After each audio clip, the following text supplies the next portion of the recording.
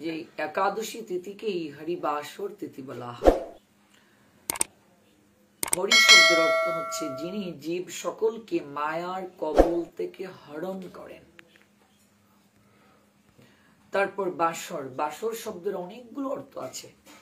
একটি অর্থ হচ্ছে দিবস, একটি অর্থ হচ্ছে মিলন। হরিবাসর, ভগবান শ্রী হরি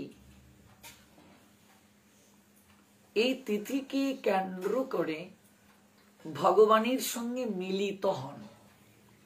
ভগবান স্বধাম থেকে এই তিথিকে কেন্দ্র করে তিনি অবতরণ করেন ভক্তের সঙ্গে মিলিত হওয়ার জন্য। আরেকটি অর্থ হচ্ছে হরিবাসর, এই দিনটি, এই রাতটি কেবল ভগবান শ্রী হরির জন্য, আর কারো জন্য নয়। আপনারা দেখছেন জয় গীতা চ্যানেল।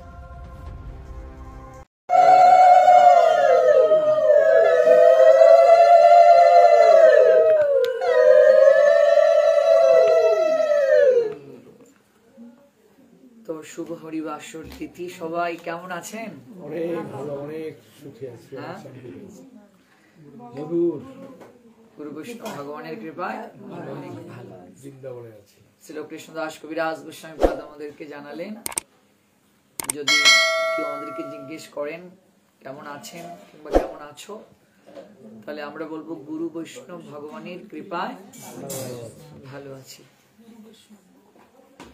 সর্বপ্রথমেই গুরু কৃপা আমাদের জীবনে আবশ্যক, তারপর বৈষ্ণব, তারপর ভগবান। তো আজকের এই হরিবাসর তিথিতে আমরা রাত জাগরণ করছি ঝন বেলাতে। আজকের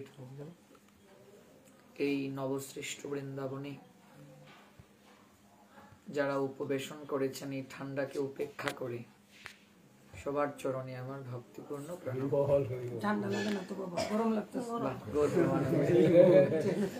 তো ইতিপূর্বে আমার স্নেহাস্পদ ব্রজবিহারী দাস প্রভুজি আপনাদের অনেক সুন্দর করে গুরুতত্ত্ব, বৈষ্ণব মহিমা, ভক্তের গুণকীর্তন তিনি বর্ণনা করেছেন। শ্রদ্ধাস্পদেষু ব্রজের উত্তম অধিকারী বৈষ্ণব বিনোদ বাবার সঙ্গে স্মৃতিচারণ তার করে গিয়েছেন, অত্যন্ত তাৎপর্য এবং মাধুর্য মণ্ডিত। অনলাইনে অনেকেই আছেন আমাদের সঙ্গে। এই মধ্যরাত্রিতে আমি কিছুটা সময় এই হরিবাসরের মহিমা, এরপর বাকি কিছুটা সময় আপনাদের হৃদয়ের অভিব্যক্তি কার কেমন লাগলো আমরা শ্রবণ করব, এবং ইন্টারনেটে যারা প্রশ্ন করতে আগ্রহী তারাও করতে পারেন। দ্বিতীয় মোবাইলটা এনে আমায় রেখে দাও, আমি প্রশ্নগুলো দেখে তারপর আমি উত্তর দেব। যারা আছেন আমাদের সঙ্গে অনলাইনে তারা যে কোনো প্রশ্ন আমাদের করতে পারেন, সেই প্রশ্নের সমাধান করা হবে।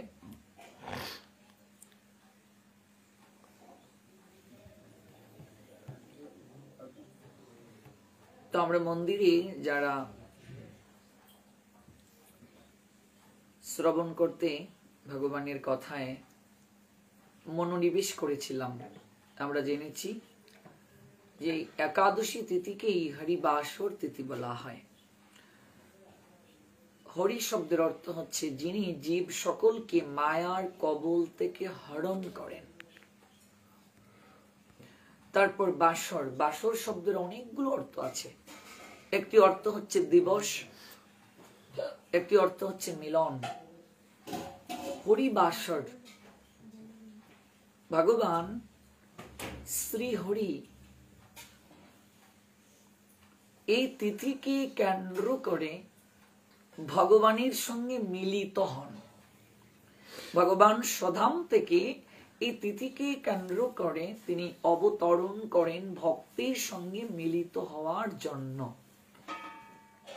আরেকটি অর্থ হচ্ছে হরিবাসর, এই দিনটি, এই রাতটি কেবল ভগবান শ্রী হরির জন্য, আর কারো জন্য নয়।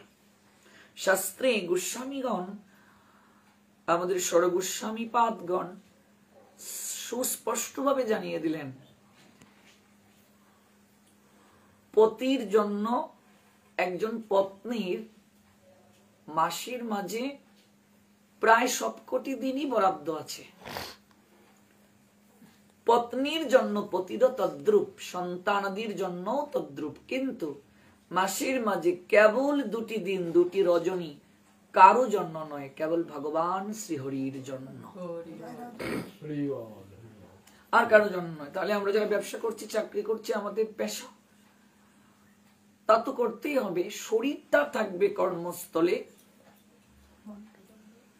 কর্মে মনটা রাখবো বটে, কিন্তু কেন্দ্রবিন্দু যেন ভগবান শ্রী হরির চরণে থাকে। হরি বল। হাতে তো গৃহকর্ম করতেই হবে, কিন্তু বদনে যেন কৃষ্ণ নাম থাকে, মনটা যেন গোবিন্দের চরণে থাকে। হাতে করো গৃহকর্ম, মুখে ভালো হরি, অনায়াসে দেবে তুমি ভাব নদী পারি। এটি কেবল ভগবান শ্রী হরির জন্যই। মনে রাখবে, রাত জাগরণ ব্যতীত কখনো একাদশী সম্পূর্ণ হয় না। যদিও কথাগুলো অপ্রিয়, কিন্তু এটি সত্য। রাত জাগরণ যারা করবে তারা পাবে 100-র মাঝে 50। জাগরণে কত? অর্ধেক কৃপা নিহিত, 50%। যারা একাদশী ব্রত করছে নির্জলা মনে করুন, কিন্তু রাত জাগরণ করছে না, তাহলে সে 50 পাবে। সে 50 থেকে বিয়োজন, তার কৃপাটা বিয়োজন হয়ে যাবে, বঞ্চিত হয়ে যাবে। কেউ ফলমূল সবজি খেয়ে ব্রত করছে, কিন্তু সে জাগরণ করছে, তো ফলমূল সবজি আদি ইত্যাদি খেয়ে যদি কেউ একাদশী ব্রত করে, এখানে সে কোনো কৃপা পাবে না, কিন্তু জাগরণে সে 50 পাবে। অর্থাৎ জল ব্যতীত কোনো কিছু খেয়ে যদি কেউ একাদশী করে, কি বলছেন? জল ব্যতীত কোনো কিছু খেয়ে যদি কেউ একাদশী করে, একাদশী হবে তার, কিন্তু একাদশীর রেজাল্ট তার 0। জল ব্যতীত আর কোনো কিছু খেয়ে যদি কেউ একাদশী ব্রত করে, তার একাদশী হবে। যেমন আগেরকার দিনে যারা পড়াশোনা করেছেন, stand, star, first division, second division, third division, fail. সে পাশ করেছে 3rd ডিভিশন পেয়ে, কিন্তু চাকরির পরীক্ষা অ্যাটেন্ড করতে পারবে? কিন্তু পাশ করেছে, 3rd ডিভিশন পেয়ে পাশ করেছে। অর্থাৎ আপনি ফলমূল পেলেন, সবজি পেলেন, আপনার একাদশী ব্রত হলো, কিন্তু রেজাল্ট আপনার কৃপা থেকে আপনি বঞ্চিত। পঞ্চরবি শস্যের মাঝে যে পাপটা আশ্রয় গ্রহণ করে, সেই পাপটা কেবল আপনার ভিতরে যাবে না। আপনি এগুলো গ্রহণ করছেন না মানে, খাচ্ছেন না মানে, পাপটা আপনার ভেতরে যাচ্ছে না, কিন্তু একাদশীর যে কৃপা, সেই কৃপা থেকে বঞ্চিত হবেন। আমাদের শাস্ত্রে কোথাও একাদশীতে খাওয়া যাবে সে কথা লেখা নাই, কোন শাস্ত্রের কোন শ্লোকে লেখা নেই। যারা অসমর্থ, অপারগ, যাদের বয়স হয়ে গেছে, যারা রোগে সুখে আক্রান্ত, যাদের ঔষধ ব্যতীত জীবন কখনো চলে না, তারা কেবল, সনাতন গোস্বামী পাদ লিখলেন টিকায়, তারা কেবল ধান, গম, ভুট্টা, জব, তেল, এই পঞ্চরবি শস্যাদি বর্জন করে তারা অনুকল্প রূপে ফলমূল, জল ইত্যাদি পেয়ে ব্রত করতে পারবে। অনুকল্প, অনু মানে কি? অল্প, কম। তো অনুকল্প মানে কি? বাদামের ভুনা, বড় বড় সাবু দিয়ে খিচুড়ি, বড় বড় সাবু দিয়ে, বাদামের বিচি দিয়ে, তারপর সবজি দিয়ে, কি বলে, পোলাও। অনুকল্প, অনু মানে একেবারে কম, জলেরও পরিমাণ আছে। অনুকল্প শব্দটা লেখা আছে, দেখবেন একাদশীর মহিমায়। অনুকল্প, অনুকল্প রূপে আপনি পেতে পারেন, এখানে একটা পরিমাণ আছে। তার মানে আমরা যারা ব্রত করছি, আমাদের ব্রতের যথাযথ কৃপা হচ্ছে না। একটা ব্রত পালন করলেই সে গোবিন্দ কৃপা প্রাপ্ত হয়, শাস্ত্রে লেখা আছে। তাহলে এত ব্রত করছি, কৃপা হচ্ছে না কেন? আপনি অবাক হবেন, যারা নির্জলা ব্রত পালন করে তাদের শরীরে কোনো ব্যাধি থাকবে না। এর পর দিন শরীরে আরো প্রচুর বল পাবে। যদি একাদশী ব্রত নির্জলা পালন করেও তার শরীরে ব্যাধি থাকে, পরদিন সে ক্লান্ত হয়, বুঝতে হবে ব্রত পালনে তার ত্রুটি আছে। এই যে ভোরবেলা উঠে 6টা থেকে এখানে তো আরতির পরে ক্লাস হয়, তারপর যে ভক্তদের সঙ্গে সাক্ষাৎ হলো, 6:30 পর্যন্ত। তারপর পাঠে গেলাম, এখান থেকে এসে এতক্ষণ হরিনাম করলাম, এখনো চলছে, কিছুই পাইনি। ক্লান্ত মনে হচ্ছে? ক্লান্ত মনে হচ্ছে? আপনার শরীরে 100 তাপমাত্রা আপনি উৎপন্ন করতে পারবেন যদি আপনি 24 ঘন্টা পাকস্থলীতে কোন প্রকার আহার না দেন। আপনি 1000 তাপমাত্রা রিজার্ভ করতে পারবেন। আপনি 1 মাস মাছ মাংস খেলেও আপনি এই তাপমাত্রা রিজার্ভ করতে পারবেন না। খেলেই তো হবে না, হজম করতে হবে। আয়ুর্বেদ শাস্ত্র এটাকে বলে অগ্নিমন্দা। যারা সুগারের রোগী, ইনসুলিন নিতে হবে না, আপনি পরীক্ষা করে দেখুন, কারণ আপনার ভেতরে অগ্নি উৎপাদিত হচ্ছে। দেখবেন ক্ষুধা লাগলে আমরা বলি ওমা খাবার দাও, আগুন জ্বলছে ভেতরে।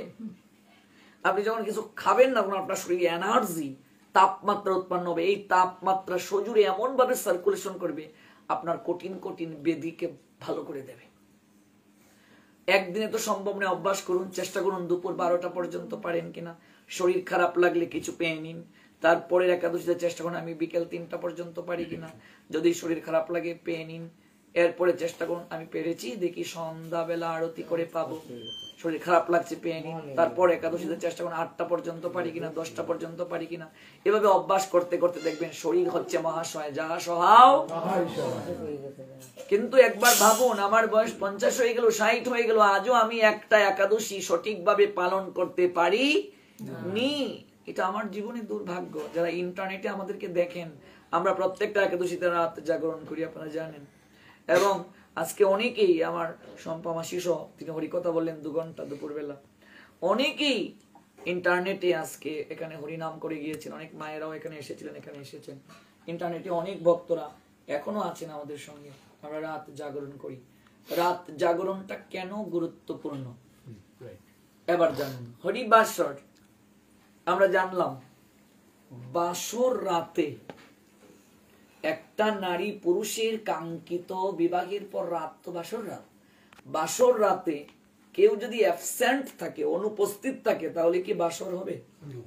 কেউ ঘুমিয়ে থাকে, এটা লজ্জার বিষয় নয়, ঘুমিয়ে থাকে। তাহলে ভগবান শ্রীহরি বৈকুণ্ঠ থেকে আসছেন ভক্তের সঙ্গে বাসর করতে। ভক্ত যদি ঘুমিয়ে থাকে তাহলে বাসর হবে কি করে?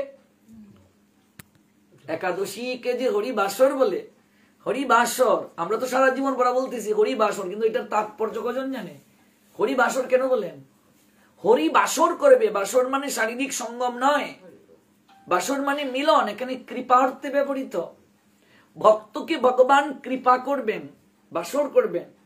এবার ভগবান প্রতিজ্ঞা করছেন, আমি আর কোন তিথিতে ভক্তের সঙ্গে মিলিত হওয়ার জন্য আমি আসি নাই, কেবলমাত্র একাদশী তিথিতে আমি সদাম থেকে অবতরণ করি ভক্তের সঙ্গে মিলিত হওয়ার জন্য। মিলন মানে বাসর, মিলন মানে রাস, মিলন মানে অভিসার। আমি ভক্তকে কৃপা করার জন্য আসি। এবার ভক্ত যদি শুয়ে থাকেন, ঘুমিয়ে থাকেন, ভগবান আসছেন আপনাকে কৃপা করার জন্য, বাসর হবে? এটাই হচ্ছে মুখ্য কথা, এটাই হচ্ছে হরিবাসরের তাৎপর্য। একাদশীকে এজন্যই হরিবাসর বলে। ভগবান শ্রী হরি মিলিত হওয়ার জন্য আসেন। তাছাড়া একাদশী তিথিতে 1, 2, 3 এই 3 ঘন্টা যারা ঘুমাবে তাদের আয়ু ক্ষয় হয়ে যাবে। সময়কে 3টা ভাগে ভাগ করা হয়, সাত্ত্বিক সময়, রাজসিক সময়, তামসিক সময়। রাত 12টার পরে আসরিক সময় শুরু হয়, এই জন্য আসরিক সময়ে খেতে নেই, শাস্ত্রে নিষেধ। আর 12টার পরে আমরা খাই, এই জন্য আমাদের শরীরে ব্যাধি। 12টার পর রাতে না খাওয়াই ভালো। আসরিক সময়ে যদি কেউ আহার গ্রহণ করে, আসরিক ভাব হবে, তার চেতনাটা আসরিক সম্পন্ন হবে। ডাক্তাররা কি বলে? রাতের খাবারটা শীঘ্র করে খেয়ে নাও, অন্তত ঘুমানোর 3 ঘন্টা আগে, 3.5 ঘন্টা আগে খেয়ে নাও, 8টার দিকে খেয়ে নিলে ভালো। আসরিক সময়কে আবার 2 ভাগে ভাগ করা যায়, একটা আসরিক, একটা অতি আসরিক।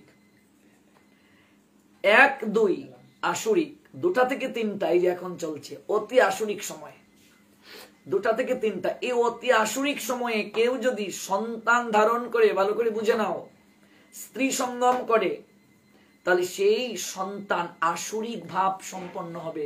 এটা রাধারানী জগৎকে জানিয়ে দিয়েছেন। রাধারানীর সঙ্গে রাস গোবিন্দের কখন হলো কে বলতে পারবেন? জানেন কি? রাত 9টা থেকে 12টার ভিতরে চন্দ্রাবলীর সঙ্গে রাস হয়েছিল এই সময়টাতে। অথচ অধিকাংশ কীর্তনিয়া দলগুলো রাসের সময় দেয় রাত 2টার পরে। এটা আমাদের গোস্বামী সিদ্ধান্তের সম্পূর্ণ বিপরীত। এটা রাধারানীর রাস নয়, এটা চন্দ্রাবলীর রাস। চন্দ্রাবলীর রাসে গোবিন্দের সুখ নেই। চন্দ্রাবলী জোর করে গোবিন্দকে কুঞ্জে নিয়ে যান, কিন্তু রাধারানীর কুঞ্জে গোবিন্দ অযাচিত ভাবে যান। বৃন্দাবনে প্রায় 25,000-এর উপরে মন্দির আছে গো। সেখানে 10টা মন্দিরে কেবল মঙ্গলারতি হয় সকাল 10টার পরে, আর সকল মন্দিরে 4:30টায় মঙ্গলারতি হয়। চন্দ্রাবলীর ভাবধারায় যারা সেবা করে তারা বিশ্বাস করে গোবিন্দ রাস করলেন 4টা 4:30টায় শুতে যাবেন রাস করে, তাহলে ভোরবেলা তাদেরকে জাগাবো কি করে? এই জন্য তারা 10টায় মঙ্গলারতি করে। আর আমরা 4:30টায় মঙ্গলারতি করি। তাহলে যদি গোবিন্দ 2টা থেকে 4টা রাস করেন, তাহলে তিনি ঘুমাবেন কখন? মঙ্গলারতি কখন হবে? তার মানে আমরা একটা ভুল করছি। গোস্বামীদের বাইরে, মহাপ্রভুর সিদ্ধান্তের বাইরে আমরা কীর্তনিয়াদেরকে রাস গাওয়াচ্ছি। সন্তান ধারণের উৎকৃষ্ট সময় মনে রাখবে রাত 9টা থেকে 12টার ভিতরে। রাত 9টা থেকে রাত 12টার ভিতরে স্বামী স্ত্রী সঙ্গম করে সন্তান ধারণ করবে। এটাই শাস্ত্রের নিয়ম, শ্রীমতী রাধারানীর সিদ্ধান্ত। আর আসরিক, অতি আসরিক রাত 2টা থেকে 3টা অতি আসরিক সময়। এই অতি আসরিক সময়ে কখনো স্নান করা যাবে না। প্রমাণ কোথায়? ভাগবতে নন্দ মহারাজ, ইয়েস, বাহ, এই তো গ্রন্থ পড়েন। নন্দ মহারাজ আসরিক সময়ে কেবল স্নান করতে গিয়েছিলেন, বরুণের চরেরা তাকে ধরে নিয়ে গিয়েছে, আছে কি নেই? তারপর কৃষ্ণ গিয়ে নিয়ে আসলেন। এই আসরিক সময়ে যদি কেউ স্নান করতে যায় তাহলে তার হিতে বিপরীত হবে। 3টার পূর্বে স্নান করা যাবে না। যদি ঘুম ভেঙ্গে যায় তাহলে আপনি বাসি বিছানায় বসে হরি নাম শুরু করে দিন। তবু আসরিক সময়ে ঘুমানো যাবে না, স্নান করা যাবে না। বিশেষ করে একাদশী তিথিতে তো কল্পনাই করা যাবে না, কল্পনাই করা যাবে না। অথচ এই সময়টাতেই আমরা ঘুমাই। কলিযুগে মানুষের আয়ু কমছে কেন? আমরা সময়কে গুরুত্ব দেই না। এই জন্য দেখুন, এই দেখুন আসরিক সময় কেটে যাচ্ছে, আর 5 মিনিট পরেই আসরিক সময় কেটে যাবে। তারপর ধীরে ধীরে ব্রাহ্ম মুহূর্ত শুরু হবে। আমি থাকবো আপনাদের সঙ্গে 4:30 পর্যন্ত। আপনারা আছেন তো? যাদের একটু কষ্ট হবে একটু হেঁটে আসবেন, যাদের একটু কষ্ট হবে জল পেতে পারেন। জল পেলেও একাদশীর সে সম্পূর্ণ কৃপা পাবে।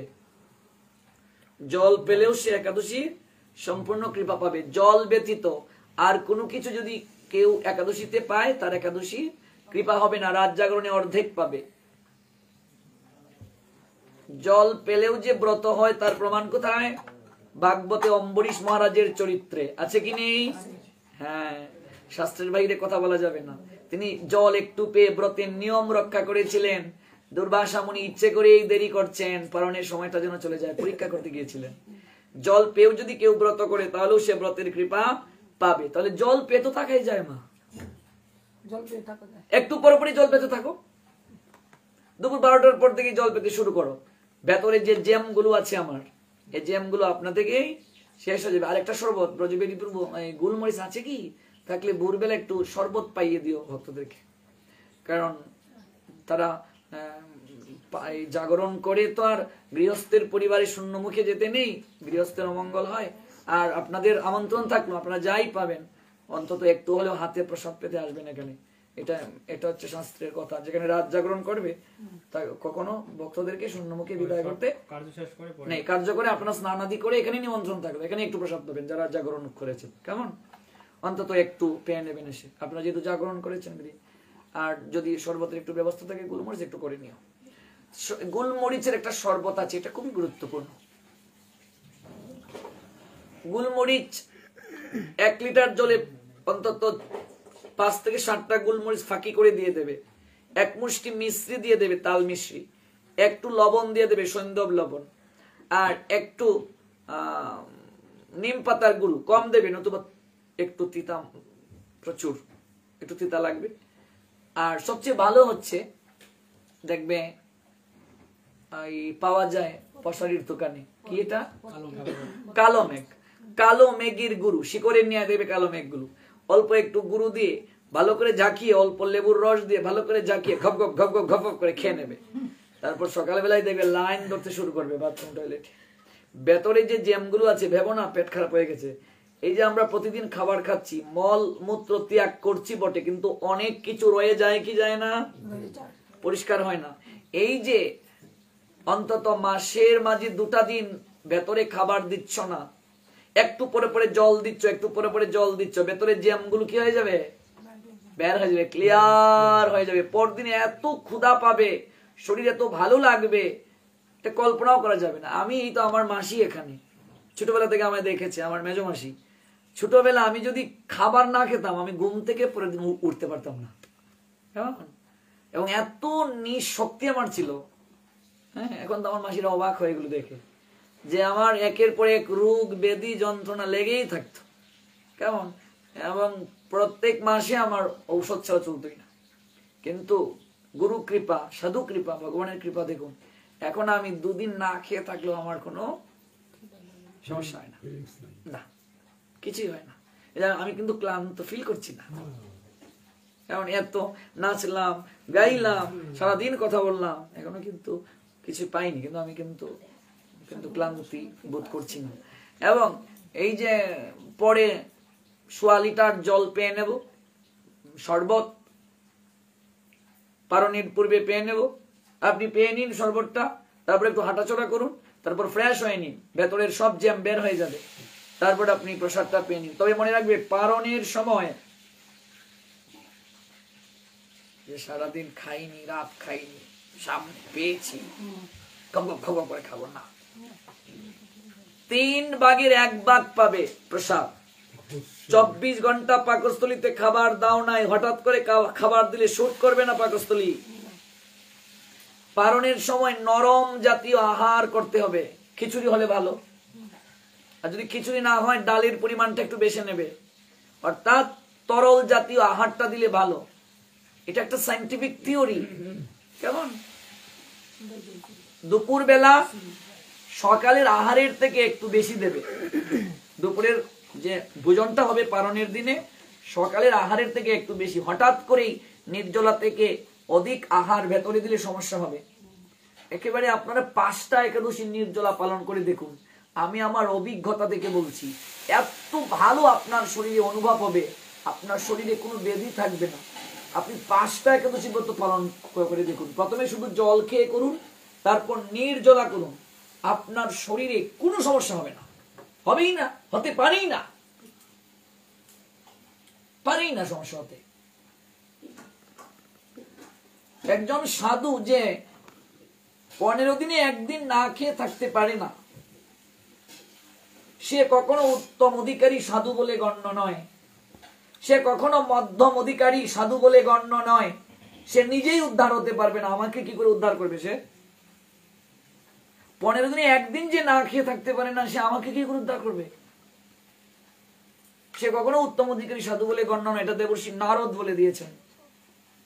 বছরের সবকটি একাদশী যে নির্জলা ব্রত পালন করে রাত জাগরণ করবে, ভগবান শ্রী গোবিন্দ নারদকে উদ্দেশ্য করে বলে দিয়েছেন, সে ব্রজ গোপীদের সঙ্গে রাসে অধিকার প্রাপ্ত হবে। ধ্বনি দাও,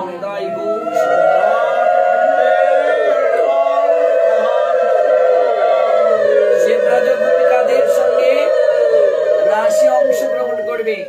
যে গৃহে রাত জাগরণ হয়, সেই গৃহের জন্মার্জিত সকল পাপ একাদশী তিথিতে বিনষ্ট হয়ে যায়, এই গৃহ পবিত্র হয়ে গেছে। এরপর থেকে যদি এই গৃহে আর কোনো পাপ কার্য না হয়, এই গৃহ পবিত্র। একাদশী তিথিতে যে গৃহে হরিকথা শ্রবণের মাধ্যমে রাত জাগরণ হয়, সেই জাগরণের কৃপায় সেই গৃহকর্তা সেই ফলটা যদি যারা দেহ রেখে চলে গেছে কারো উদ্দেশ্যে প্রেরণ করে, তার কর্মে বিস্তৃতি থাকলে তৎক্ষণাৎ সে বৈকুণ্ঠ গতি প্রাপ্ত হবে। স্পষ্ট লেখা আছে শাস্ত্রে। একাদশী তিথির দিনে কেউ যদি, হরিবাসরের দিনে কেউ যদি নৃত্য করে, সেই ধ্বনি বৈকুণ্ঠ পর্যন্ত পৌঁছে যায়। এটা আমরা কীর্তনেও পেয়েছি। একাদশী তিথিতে প্রত্যেক প্রহরে প্রহরে পাপ স্খলন হয়। দেবী পার্বতীকে উদ্দেশ্য করে মহাদেব বলছেন, পার্বতী প্রশ্ন করলেন, প্রভু এই কলিযুগে মহাপাপীও তার পাপ খুব সহজে কি করে স্খলন করবে? মহাদেব বললেন, কেউ যদি হরিবাসরে ভগবানের গুণ কীর্তন করে তাহলে সেটি সবচেয়ে সম্ভব সহজ প্রক্রিয়ায় খারাপ কর্ম দুষ্কর্ম স্খলন করার। মানুষ 5টা ঋণ নিয়ে জন্ম নেয়, তন্মধ্যে একটা হচ্ছে দেবঋণ। কোন দেবতা যদি আপনার প্রতি ক্ষুভিত থাকে, বিশেষ করে শনির দশা, রাহুর দশা, কেতু, তাহলে একাদশীতে যারা রাত জাগরণ করে হরিনাম কীর্তন করবে তার শনির কুদৃষ্টি দূর হয়ে যাবে। হাতে তালি দিয়ে কীর্তন করবে একাদশীতে, হাতের রেখা পরিবর্তন হয়ে যাবে, সকল কিছুই বিনষ্ট হয়ে যাবে। মনে রাখবে, একাদশী ব্রত পালন করে অন্তত একজন ভক্তকে আহার না করিয়ে যদি কেউ পালন করে তাহলে সে ব্রতের সম্পূর্ণ কৃপা প্রাপ্ত হবে না। এই জন্য দুর্বাসা মুনিকে অম্বরীশ মহারাজ প্রসাদ প্রাপ্তির জন্য অপেক্ষা করছিলেন, আমরা জানি। আর দুর্বাসা পরীক্ষার জন্য এলেন। অম্বরীশ মহারাজ একজন সাধুকে আহার না করিয়ে কি পালন করতেন? যদি সাধু না পাওয়া যায়, একজন সাধুকে আহার করাতে যে অর্থ সেটি সঞ্চয় রাখতে হবে। যখন কোন সাধু পাবো তখন তাকে দিতে হবে, নতুবা একাদশীর সম্পূর্ণ কৃপা প্রাপ্ত হবে না। কারণ এটা যজ্ঞ, সর্বশ্রেষ্ঠ যজ্ঞ। একাদশী ব্রতকে সকল ব্রতের রাজা বলা হয়। রাজা যদি কারো হয়ে যায়, রাজত্ব কি আপনা থেকে হয়ে যায় না? হয়ে যায়। নারীর সিঁথিতে সিঁদুর দিলে সেই সিঁদুরের অধিকারে সে সকল কিছু প্রাপ্ত হয় কি হয় না স্বামীর? তেমনি একাদশী ব্রত পালন করলে সকল ব্রতের কৃপা তার প্রাপ্তি হয়ে যায়। একাদশী ব্রত যে করে না, সে যতই বিপদ নাশিনী করুক, মঙ্গল চণ্ডী করুক, যত ব্রত করুন, সে পুণ্য অর্জন করবে কিন্তু সুকৃতি অর্জন করবে না। পুণ্যের প্রভাবে স্বর্গ পর্যন্ত যেতে পারবে, কিন্তু একাদশী থেকে সুকৃতি অর্জন হয়, সুকৃতির প্রভাবে তার বৈকুণ্ঠ গতি প্রাপ্তি হবে।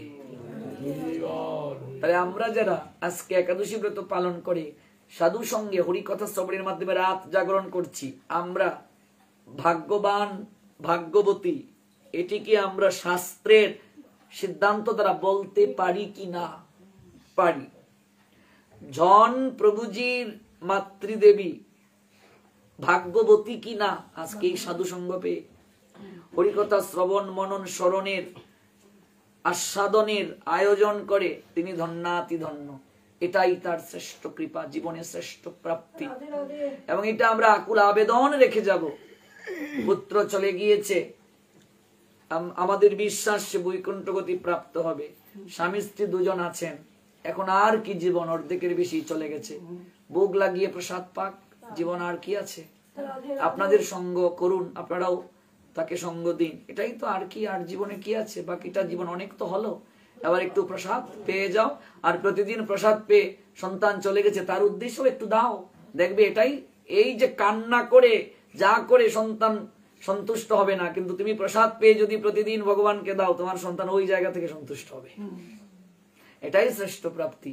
আমরা তার সন্তান, আমরা তাকে বড় মা বলে ডাকি। আমার প্রভাংশুর মা আসে, আমরা আবার যখন আসি তখন মা সন্তানকে রান্না করে খাওয়াবে, এটাই তো নিয়ম। পুত্র পেয়েছে, পুত্রবধূ পেয়েছে, আমি যাকে সন্তান ডাকলাম, আমি সেই সন্তানের মা, বৈষ্ণবের মা। আমি যদি সন্তানকে রান্না করে খাওয়াতে না পারি, আমার মাতৃত্ব কিন্তু সফল হলো না, আমার মাতৃত্বের মাঝে অপূর্ণতা থেকে গেল। এটাই শ্রেষ্ঠ প্রাপ্তি।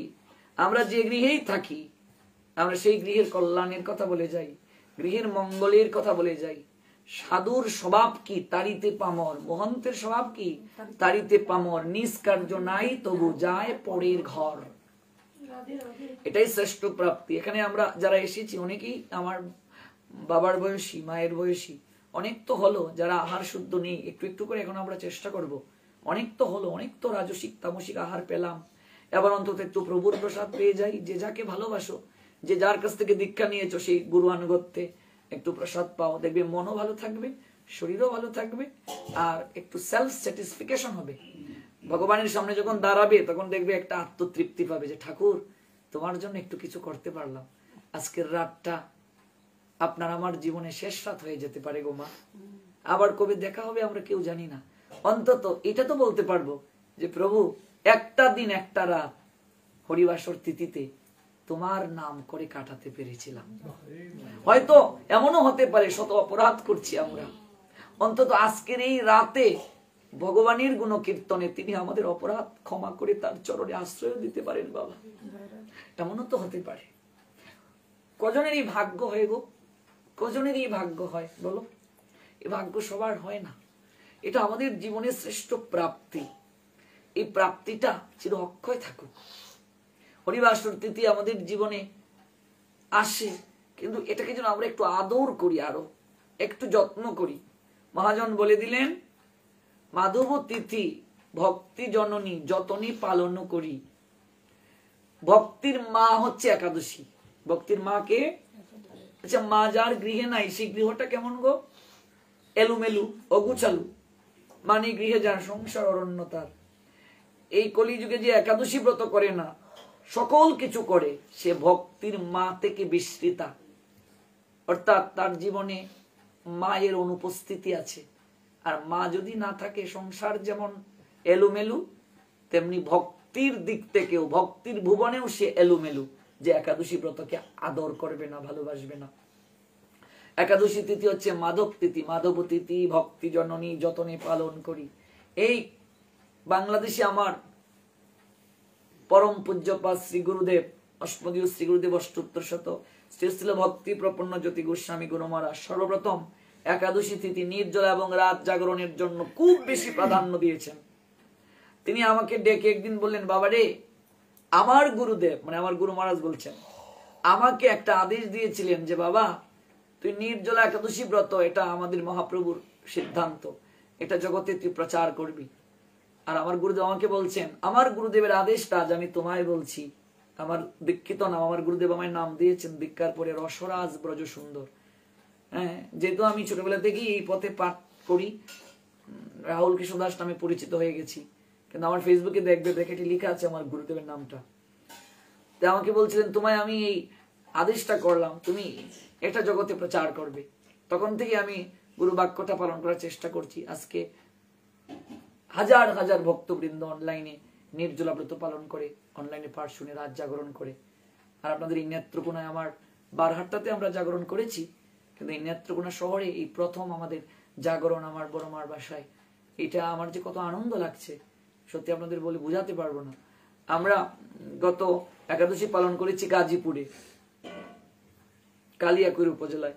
তখন গৌরসুন্দর আমার সঙ্গে বলেছিল যে একটা একাদশী যদি নেত্রকোনায় পেতাম, কিন্তু নেত্রকোনায় তো আর একাদশী পাবো না, তাহলে ভক্তদের সঙ্গে খুব আনন্দ হতো। কিন্তু রাধারানীর কি হইতো কি কৃপা দেখুন, আমাদের থাকার কথা না, কিন্তু আমরা এই একাদশীটা পেয়েই গেলাম। এটা আমরা ভাবিনি, কখনো ভাবিনি যে আমরা একাদশী পাবো।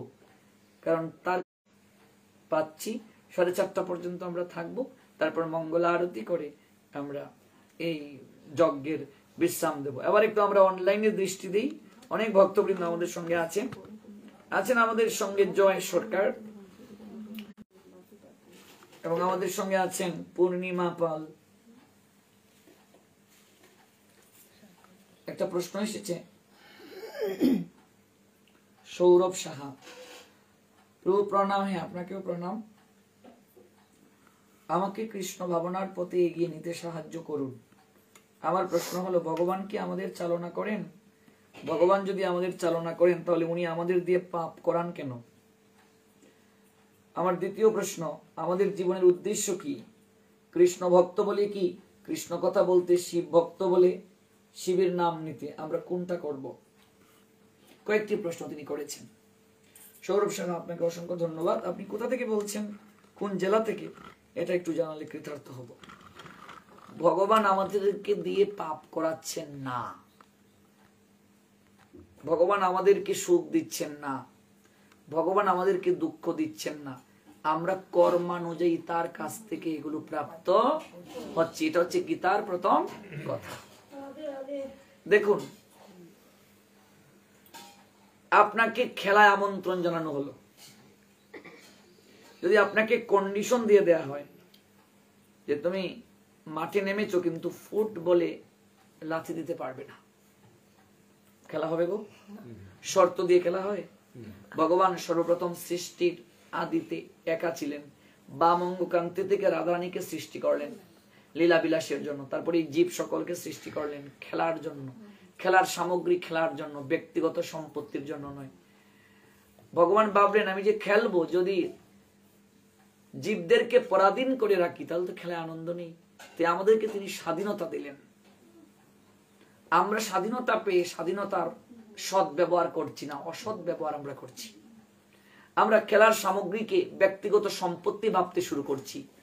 একমাত্র রাধারানী খেলার সামগ্রীকে আনন্দ উপভোগের জন্য রেখেছিলেন, তাই রাধারানীর সঙ্গে রাস হয়েছে, আর কারো সঙ্গে রাস হয় নাই, আমাদের সঙ্গে হয় নাই। আমরা জন্ম মৃত্যুর ফাঁদে পড়লাম, আমরা অনিত্যকে নিত্য বলে মানলাম, এটা আমাদের স্বাধীনতার অপব্যবহার করার কারণে। রামকৃষ্ণ পরমহংসদেবকে তার এক শিষ্য প্রশ্ন করলেন। রামকৃষ্ণদেব বললেন, এই একটা পাগলা হাতি আসছে, শীঘ্র করে চলে আয়। বলছে, ঠাকুর আপনি না বললেন সবার মাঝে ঈশ্বর আছেন, তো এই পাগলা হাতির মাঝেও তো ঈশ্বর আছেন, আমি সরব কেন? বুঝলে? এবার রামকৃষ্ণ পরমহংসদেব বলেন, সরে আয় বলছি। বলছেন, না, ঈশ্বর তো আছেন সবার মাঝে, আমি সরব কেন? এবার পাগলা হাতি আছে, সুর দিয়ে তাকে এমন ভাবে ছুঁড়ে ফেলে দিল। ও মা রে! ঠাকুর গিয়ে বললেন, কি রে, কি হয়েছে? বলছে, আপনার ঈশ্বর এমন কেন, আমায় এত আঘাত দিল? বলছে, ওরে বোকা, ঈশ্বর তো সবার মাঝে আছেন। হ্যাঁ, ঈশ্বর তো আমার মাঝেও আছেন, তোর মাঝেও আছে, হ্যাঁ, পাগলা হাতির মাঝেও আছেন। কিন্তু মনে রাখবি, কোনটা ভালো কোনটা মন্দ সেটা বোঝার জন্য ঈশ্বর তোকে বিবেক দিয়েছেন। তুই এই বিবেকটাকে কাজে লাগাতে পারলি না। যে পাগলা হাতির বৈশিষ্ট্য হচ্ছে সে তোকে আক্রমণ করতে পারে, তোর এই হুঁশ জ্ঞানটা নেই। স্রষ্টার শ্রেষ্ঠ জীব হচ্ছে মানুষ, কিন্তু মানুষকেই ভগবান হুঁশ জ্ঞান দিয়েছেন, পৃথিবীর আর কাউকে ভগবান সেই হুঁশ জ্ঞান। একটা চোর যখন চুরি করতে যায়, সেই ঈশ্বরের নাম নেই কি নেয় না?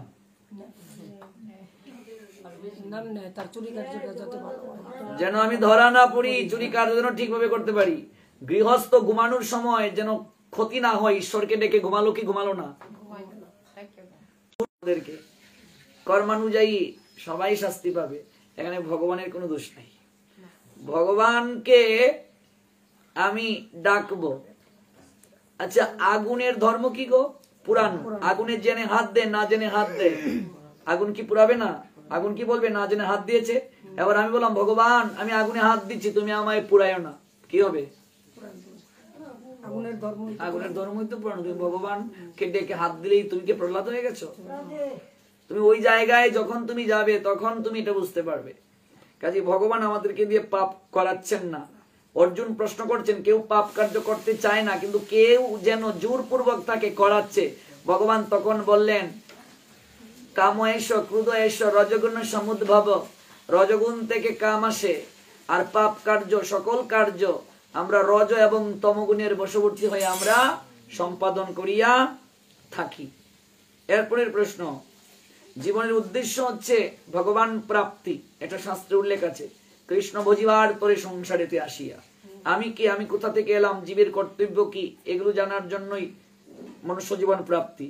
কৃষ্ণ ভক্ত কৃষ্ণ নাম নিচ্ছে, শিব ভক্ত শিবের নাম নিচ্ছে। আপনি শিবের নাম দিলেও মঙ্গল সাধিত করতে পারবেন, কিন্তু গীতা আমাদের প্রাণের স্পন্দন। ভগবান নিজে বলেছেন গীতায় যে তুমি ব্রহ্মলোকে গেলেও তোমাকে ফিরে আসতে হবে। যত দেবতার নাম নাও তোমার মঙ্গল হবে, কিন্তু তোমার মুক্তি হবে না। এই জন্য কৃষ্ণ নাম অবশ্যই করতে হবে। যে শিব ভক্ত সেও শিবের নামের সঙ্গে কৃষ্ণ নাম করতে হবে, কারণ শিব নিজে ভগবান কৃষ্ণের নাম করে, সেটা উল্লেখ আছে। আমরা এটা উপলব্ধি করতে পারলাম। আমাদের সঙ্গে আছেন বিদ্যুৎ বিথিকা, আমাদের সঙ্গে আছেন শরীয়তপুর জেলা থেকে। আশা সাহা আমাদের সঙ্গে আছেন, অনুরোধ মন্ডল, অনেক ভক্ত আমাদের সঙ্গে আছেন। রাধা দাসী, লিটন দত্ত, নিতাই গৌর সংঘ, বর্ষা আমাদের সঙ্গে আছেন। ঢাকা বিশ্ববিদ্যালয়ে পড়েন সৌরভ শাহ আমাদের সঙ্গে আছেন। আমাদের সঙ্গে আছেন সুমন মন্ডল। তিনি একটা প্রশ্ন করেছেন, স্বপ্নে যদি গুরু বৈষ্ণব দর্শন হয় তাহলে তার বিধান কি? স্বপ্নে যদি কেউ গুরু বৈষ্ণব দর্শন করে, উনি পটুয়াখালী জেলা থেকে প্রশ্ন করেছেন, তাহলে বুঝতে হবে তার ভালো লক্ষণ। এটা যুগ নিদ্রা, খুব ভালো লক্ষণ, খুবই ভালো। মৌলভীবাজার থেকে আছেন তপন দে, আলো কুণ্ড আছেন আমাদের সঙ্গে মাদারীপুর জেলা থেকে, আরো অনেক ভক্ত আছেন। কারো কোনো প্রশ্ন থাকলে আমাদের করে নেবেন। ওমান থেকে আছেন জুয়েল সূত্রধর, দেখুন বিশ্বের অনেক দেশ থেকে আমাদের সঙ্গে আছেন। আমরা এখন একটু হৃদয়ের কথা জানবো। আমরা চলে যাচ্ছি বাবার নিকটে। না না প্রথম একাদশী করা হয় কত বছর যাব? একাদশী আর বাবুজি সেই প্রভুজি চমৎকার করে বললেন, আমরা এই ব্রতটা যেন কখনো মিস করবেন না। আমরা miss একাদশীর শ্রেষ্ঠ ব্রত, এটা করলে অন্য কোনো পূজা দিয়ে করতেই হয় না। এটা আমি ভাগবত থেকে পাই। সকল ব্রতের রাজা। রাজা আচ্ছা, আমাদের সঙ্গে আছে নন্দন প্রভুজি। দাও বিকাশ প্রভু, তাকে একটু দেখে দাও। নন্দন, কেমন আছো তুমি? গুরু বৈষ্ণব ভগবানের কৃপা ভালো আছে। আচ্ছা, গুরু বৈষ্ণব ভগবানের কৃপা ভালো। এই ভক্তি পথে কতদিন যাবত কি করে আসলে? আজকে প্রভু আপনার পাঠ শ্রবণ করে বাস্তবে অনলাইন? অনলাইনে। আচ্ছা, হরি বল। কত বছর যাবত শুনছো? 2.5 বছর যাব অনলাইনে? অনলাইনে। এই প্রথম দেখা বাস্তবে? ভাগবত প্রমানন্দে। তোমার বাড়ি কোথায়?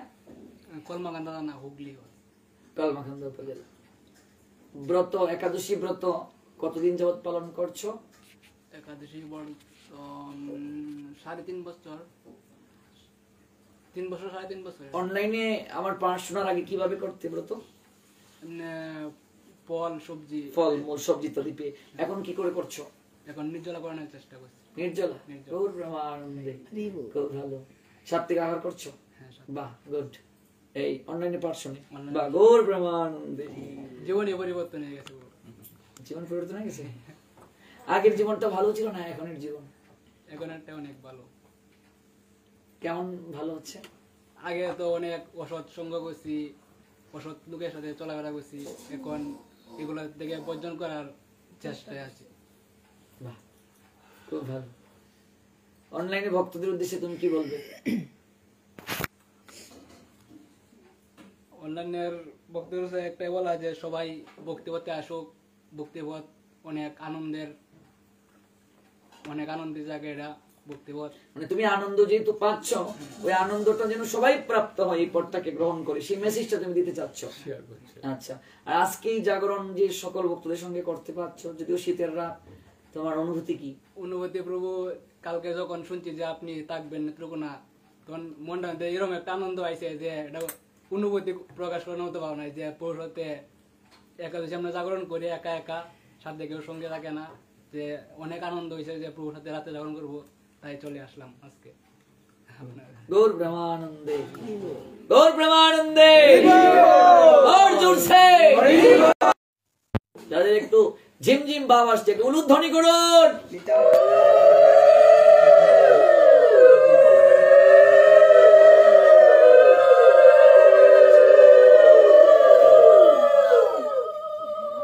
আমরা চলে যাব এই মায়ের কাছে, বিকাশপুর পাশে বসা। নাম বলুন আপনার কি? আচ্ছা, কেমন লাগছে এই রাত জাগরণ করে? ভালো। এদিকে তাকিয়ে বলুন। ভালো লাগছে? আচ্ছা, এর আগেও কি এইভাবে কখনো রাত জাগরণ করা হয়েছে? দুইবার হয়েছে। আমাদের সঙ্গেই প্রথম। প্রথম। ভালো লাগছে? কীর্তন আদিতে সাধু সঙ্গে হরিনাম কীর্তন কথা শ্রবণ মনন শরণাস্বাদনে আনন্দটাই সম্পূর্ণ ভিন্ন অন্য আনন্দের থেকে। অন্য আনন্দ হচ্ছে নিত্য আনন্দ নয়, আর এটা হচ্ছে নিত্য আনন্দ। জগতের সকল আনন্দ হচ্ছে নিত্য আনন্দ নয়, এটাকে অনিত্য আনন্দ বলে। আর আমাদের যে আনন্দটা, এটা কি আনন্দ? নিত্য আনন্দ। এই আনন্দ চিরশাশ্বত। এই আনন্দের সঙ্গে অন্য কোনো আনন্দকে ভাগ করা যায় না। আপনাকে অসংখ্য ধন্যবাদ। আমার মা সুশোভিত মালায় ভূষিত হয়ে আছেন। নাম বলুন আপনার। আমার নাম প্রতিমা রানী বনি। প্রতিমা, যেমন প্রতিমা চেহারাতেও প্রতিমা। দীর্ঘদিন যাবত আপনি ভক্তিপথে এসেছেন, যতদূর জানলাম। অনেকেই বললো, কত বছর যাবত ভক্তিপথে আছেন? আমি তো আপনার 28 বছর আছে যে এই পথে গেছি, বুঝি উনিও আমার এই কথাগুলো। তো তখন আমি চিন্তা করলাম যে আপনার ধৃতরাষ্ট্রের পত্নী যদি তার স্বামীর লিগা চোখ বান্ধা থাকতে পারে, আর আমি একটু কষ্ট কইরা উনার একটু সেবা দিতে পারুম না, এটা হয় না। সময় বলতো যে তুমি যে ছেলেগুলা জ্বালানে যাইবা কোনবা বাইরে যাইব, তুমি হাতে নখটাই করে দিও, এই আপনি জলের ঘট, দই, ঘি, ধান্য এগুলা সামনে রেখো, এগুলা দেখে জানি যাইতে পারে, পায়ের ধুলি দিয়ে দিও, তাহলে কিচ্ছু হবে না। এই সমস্ত কথা উনি অনেক সময় আমরা ওনার কাছে থেকে শিক্ষা, বুঝছেন, আমরা এইসব। আপনার স্বামী হয়তো আপনার এই কথাগুলো আজকে হরিবাসরে উনি যেখানেই থাকুন, আমাদের বিশ্বাস যে তিনি ভগবত চরণে আছেন। আর উনি কোনো সময় আপনি ধর্মপথে যাইতে বাধা দিতেন না আমারে। উনি এই যে আপনি যত আমার বোধহয় আর জীবনে হবে কিংবা না হবে, তীর্থস্থানে যতগুলা তীর্থস্থানে গেছি উনি আমার সাথে নিয়েই গেছে, বুঝছেন। এমনকি উনি যে আপনার হাসপাতালে থাকতেন তবু আমার বলতো, প্রহ্লাদের মা তুমি একটা কাজ করো, রাত্রে আমি কোন সময় মারা যাই বলা যায় না, আমার উপরে গীতাটা রাখো তুমি, আমি এই গীতাটা রাখো। তারপরে আমার কইছে, প্রহ্লাদের মা তুমি তো আমার পাশে রাত্র জায়গা নাম করো, তো সকালবেলা যদি যাও গা তুমি একটু ঘুমায় নিও। আমি কিছু না, তোমার খাবার আনোর লাগবো, ঠাকুরের ভোগ দিয়া তেলে কেমনে করে এরকম তো আমার লিগে একটা রাধা গোবিন্দ আইন, আমি যে জানি দর্শন করতে পারি, আমার যদি হাসপাতালে মৃত্যু হয়। এরকম ভক্ত উনি আসেন, বুঝছেন। যে আমি এইটা ভগবানের কাছে কই যে আবার কোনোদিন যদি এই জন্ম নিয়ে পৃথিবীতে আসি, এরকম ভক্ত আমি জানি পাই, বুঝছেন। আপনি ধন্য, আপনি ধন্য। এটাই হচ্ছে পতি আর পত্নীর সম্পর্ক। শাস্ত্র যে বলে পতি যে স্ত্রীকে পতিত অবস্থা থেকে উদ্ধার করতে পারে, আর যে স্ত্রী এরকম পতি প্রাপ্ত হয় না, এটা তার দুর্ভাগ্য। আমার এক ভক্ত আছে ফ্রান্সের, তিনি 10 ঘন্টা 12 ঘন্টা পরিশ্রম করে আসার পর নিজে রান্না করে পায় প্রসাদ, তার স্ত্রী এই পথে নেই, কত কষ্ট তিনি করেন, এরপরও তার স্ত্রী তাকে একটু সহায়তা করে না। এরকম আছে, বহু জায়গায় আছে। দেখা যাচ্ছে যে আমার নাম বলবো না, একটা জেলায় আমার পাঠ শুনে উনি ভক্ত হয়ে গেছেন, তার স্বামী প্রতিদিন আমার শ্রাদ্ধ করে যে ওনার পাঠ শুনে আমার স্ত্রী এমন কেন হয়ে গেল। আসলে এটা আপনার সৌভাগ্য, স্বামী স্ত্রী দুজন মিলি ভজন করা উচিত। বিবাহ করার উদ্দেশ্যটাই তো স্বামী স্ত্রী। আপনার একটা জিনিস আসছিল ওনার জীবনে, বুঝছেন, আমি একটা জিনিস সহ্য করছি, উনি রাগ উঠলে বকলে পরে আমি নিশ্চুপ থাকছি। এটা আমার শেষে আমার জিজ্ঞেস করছে, প্রহ্লাদের মা এই কাজটা কি করুম, তুমি কি মনে করো, তুমি একটু ঠাকুরের ডাক্য, আমি এই কাজটা করি, বুঝছেন। তে এরকম যে স্ত্রীর কথা মানে, আমি তো একটা গরিবের সন্তান, আমি সবসময় কইছি তুমি গরিবরে উদ্ধার করে আসো, বুঝছেন। অন্য সব পদে জঞ্জাল আছে, কিন্তু একমাত্র গোবিন্দর কাছে গেলে এই যে আমার সুখ, আমার স্বামী মারা গেছে, আমার মেয়ে কালিয়াকোট থেকে আমার কইতো, মা আগে যেমন ধর্ম কাজে থাকতা এখন আরো বেশি থাকবা, তুমি বাবুরে যাতে ভুললা যায় তুমি গোবিন্দের কাজ করতে পারো, তাইলেই বাবুর মঙ্গল হইব, তুমি কিন্তু এইগুলা করো না, তুমি এগুলা বেশি করে করো, এগুলা আমার মেয়েটা বলে দেয় আপনি আমারে, তুমি কিন্তু কান্দো না, তুমি কিন্তু এই করো না, তুমি যদি এইসব কর্মগুলা করো আমার বাবা সুখী হইব। ভক্তি পথে আপনার এই দীর্ঘদিন থাকার বা অবস্থানকালীন সময়ে এমন কি প্রতিবন্ধকতা আপনার জীবনে কি কখনো এসেছিল যা আপনাকে কখনো থামাতে পারেনি, বরং আপনি আরো এটাকে পিছনে রেখে আরো অনেক দূরে এগিয়ে গেছেন? না, আমার এই যে আশেপাশের যারা আছে তারা আমার অনেক সময় বলতো, এত অল্প বয়সে নিছো গা, ছেলে মেয়ে বিয়ে দিছো না, এই পথে গেছো গা, পরে শেষের দিনে আবার তোমার কিন্তু ইচ্ছা হয়। আমি গেছি এই কৃপা জানি আমার গোবিন্দ করে না, আপনারা আশীর্বাদ করবেন, আমি এই পথে জানি আছি, এই পথে থেকে জানি এইভাবে যাইতে পারি, এই আশীর্বাদ করেন। যারা আমার এইগুলা কথা বলতো আর কি, তাদের আমি এই কথাই বলবো। পাঁচি লোকে কিছু বলবেই, কিন্তু আসবে পথে আধার নেমে, তাই বলে কি রইব থেমে। অত্যন্ত চমৎকার হৃদয়ের কথা আমরা প্রতিমা দেবী ওনার শ্রীমুখ থেকে শুনলাম। এরপরে পিছনে মার নাম কি গো?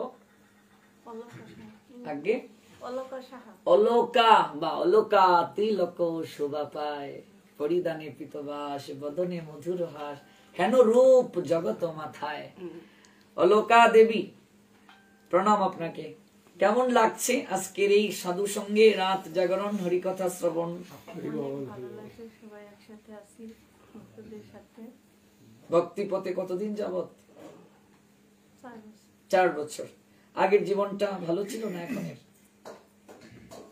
এখন প্রতিবন্ধকতা আছে কি নেই? অনেক বেশি থাকবেই। এটাকে পিছনে রেখে এগিয়ে যেতে হবে। গোপালদের খুব ভালোবাসে, খুব ভালোবাসে, বাহ খুব ভালোবাসে। আপনি গোপালের কাকির খেয়াল জন্যই আমার এই পথে আসে। বাহ। কাকিমণি উনি বলছে আমি আগে মিশনের দিকে নিয়েছিলাম, এখন আমি এইসব তো পছন্দ করতাম না। সংস্কার হয়েছেন, খুব ভালো। হ্যাঁ, তো কাকিমণি কাকিমণি বলছে আপনার আমি শিক্ষা গুরুর ন্যায়। হ্যাঁ, সেটাই তো, যে পথ দেখায় সে তাকে সবচেয়ে এগিয়ে। না, গোপাল রে বিরাট ভালোবাসে। আমি বলছি যে গোপাল রে এত ভালোবাসো তুমি, তাহলে তাহলে গোপালের মন্ত্র নিয়ে দীক্ষিত হয়ে হ্যাঁ, গোপাল গোপাল ভজন মন্ত্র করো। নিয়ে সেবা করো, করো। ভজন করো। বুঝছেন, এটাই আমি ওনারে বলছি। এটাই আপনি ঠিকই বলেছেন, খুব ভালো, খুব ভালো। আপনি কি বলবেন ভক্তদের উদ্দেশ্যে যারা আপনাকে শুনছেন? আপনি যেহেতু 4 বছর যাবত ভক্তি পালন করছেন, আপনি যেহেতু পরমানন্দ পাচ্ছেন, আপনার কি কিছু বলার আছে? এটাই বলবো যে এই পথে আসা অনেক ভালো, অনেক আনন্দের। যারা এই পথে আসলো বোঝা যায় যে কতটুকু আনন্দ জিনিস।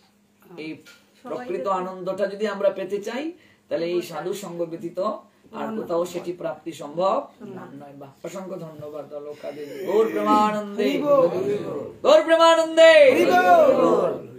আমরা পাইতে যারা গিরিদারির থেকে সবাই হরি বল, রাধে রাধে। আমরা কিন্তু এই যে নেত্রকোনা শহরে গিরিধারী। মেয়ে লোক যে এত ভক্ত হয়েছে, ওটাই গিরিধারী বাবার কাছে থেকে, বুঝছেন। উনি আমাদের কইছে যে সময়টা, বিকালের সময়টা এই গা বা যে গল্প গুজব করে নষ্ট করো, আমি গ্রন্থ দিব, ওই গ্রন্থ দেখে তোমরা পাঠ করবা, আমি বলে দিম যে যে নিয়মগুলা করা লাগে। উনি পরম বৈষ্ণব, বুঝছেন। তোমরা তবু এইটা করো, তোমরা একটাই করো। কিন্তু আমরা উনার প্রেরণাতেই আমরা এই যে আমরা মেয়ে লোক এত ধর্মপতি গেছি। নেত্রকোনা কিন্তু মেয়ে লোক অনেক ভক্ত, বুঝছেন। খুব ভালো। রসিকা দেবী একজন প্রতিমা দেবীকে বলছে, প্রণাম দিয়েছে আর বলছে আপনার এই অহৈতুকী গল্পগাথা শুনে আমরা ধন্য হলাম, আমরাও যেন এইভাবে প্রাপ্ত হতে পারি। আপনাকে প্রণাম দিয়েছেন উনি। আর একজন ত্রিধারা পাল, রতন কৃষ্ণ গোস্বামী পাদের শিষ্য নবদ্বীপে, তিনি বলছেন ধন্য মা, আপনার জীবন এরকম পতি আপনি প্রাপ্ত হয়েছিলেন, যার কারণে আপনি আজ ভক্তি আস্বাদন করতে পারছেন। আর অনেকেই আপনাকে নিয়ে অনেক সুন্দর সুন্দর মন্তব্য করেছেন। আমরা পড়ে যাব। একজন পিছনে মাতাজি, গৌর প্রেমানন্দে, নামটা বলুন। তোমারে কইতে হ্যাঁ হ্যাঁ, আমার নাম অনিতা সরকার। আগে অনিতা সরকার। অনিতা, কেমন লাগছে সাধু সঙ্গ? খুবই ভালো লাগে, পাঠে যাচ্ছেন? রেগুলার গেছে না। পাঠ কেমন লাগছে? খুবই ভালো, আমার জীবনে এরকম পাঠ শুনি নাই, আর এত ভক্তবৃন্দ দেখি না। বাহ। ক্লান্তি লাগছে কি? এই যে বয়স অনেক হয়েছে, এই শীতের রাতে এতক্ষণ বসে আছেন, ক্লান্তি লাগছে? তা আমি একটু বসতে পারি না, সোজা আচ্ছা। এই যে আসন করে বসতে পারি না, একটু সমস্যা নেই, আপনি যেভাবে বসতে ভালোবাসেন সেভাবেই বসুন। এই বয়সেও যে আপনি এতক্ষণ ভক্তদের সঙ্গে থেকে আনন্দ উপভোগ করছেন, এটা কিন্তু জীবনের পরম প্রাপ্তি, এটাই সঙ্গে যাবে। আপনাকে আমাকে এই জন্য বাসার থেকে ভীষণ অত্যাচার করে, সবাই পলায় পলায়। বাহ। শুনেন, আমাদের ঘরে কিন্তু জটিলা কুটিলা আছে, আছে কি নেই গো? রাধারানী দেখালেন প্রতিকূল পরিবেশে কি করে গোবিন্দ আরাধনা করতে হয়। জটিল মন যার সে জটিলা, কুটিল মন যার সে কি কুটিলা। জটিলা কুটিলা আমাদের সংসারই আছে। সেই জটিলা কুটিলার সংসার থেকে কেমন করে আপনি গোবিন্দ ভজন করবেন, গোবিন্দ পরীক্ষা করেন। আয়ানের অনেক অনেক অনেক অনেক চরিত্র আমাদের সমাজ সংসারে আছে। কি করে আপনি কৃষ্ণ ভজন করবেন? রাধারানীর শাশুড়ি ননদী স্বামী পর্যন্ত কৃষ্ণ বিদ্বেষী, সেই কৃষ্ণ বিদ্বেষ পরিবেশে কেমন করে তিনি ভগবানের ভজন করেছেন, তা থেকে আমরা শিক্ষা নেব।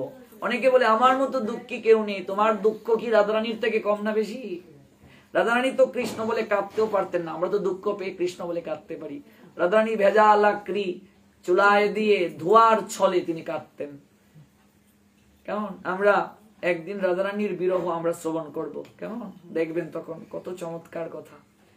আমরা যাচ্ছি পরে ওই বিকাশ প্রভুর পিছনে যে মা আছেন, নাম কি গো? হ্যাঁ, আমার নাম চম্পারানী দত্ত। মা কেমন লাগছে? ভালো লাগছে।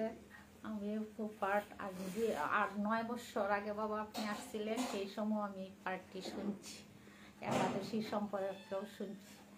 একাদশী যে ইয়েতেও শুনেছিলে ওই যে বিশ্বপাশা মন্তলা কলমাকান্দা যেদিন যাই গেদিন আপনি চলে গেছেন নেত্রকোনা যখন 7 বছর আগে এসেছিলাম 3 দিনের পার্টি আসছিলেন এরকম একাদশী সম্পর্কে যেন গুলমরিচ দেয় দেয়া যেন একাদশীটা ব্রতটা করলে কি হয়। একাদশী কত বছর যাবত করেন?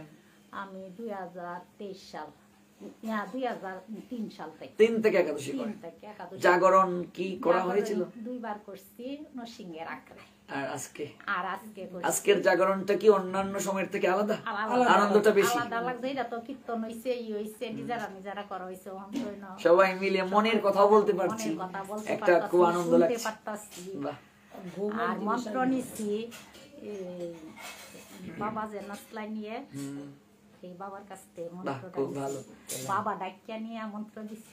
খুব ভালো, মঙ্গল হোক।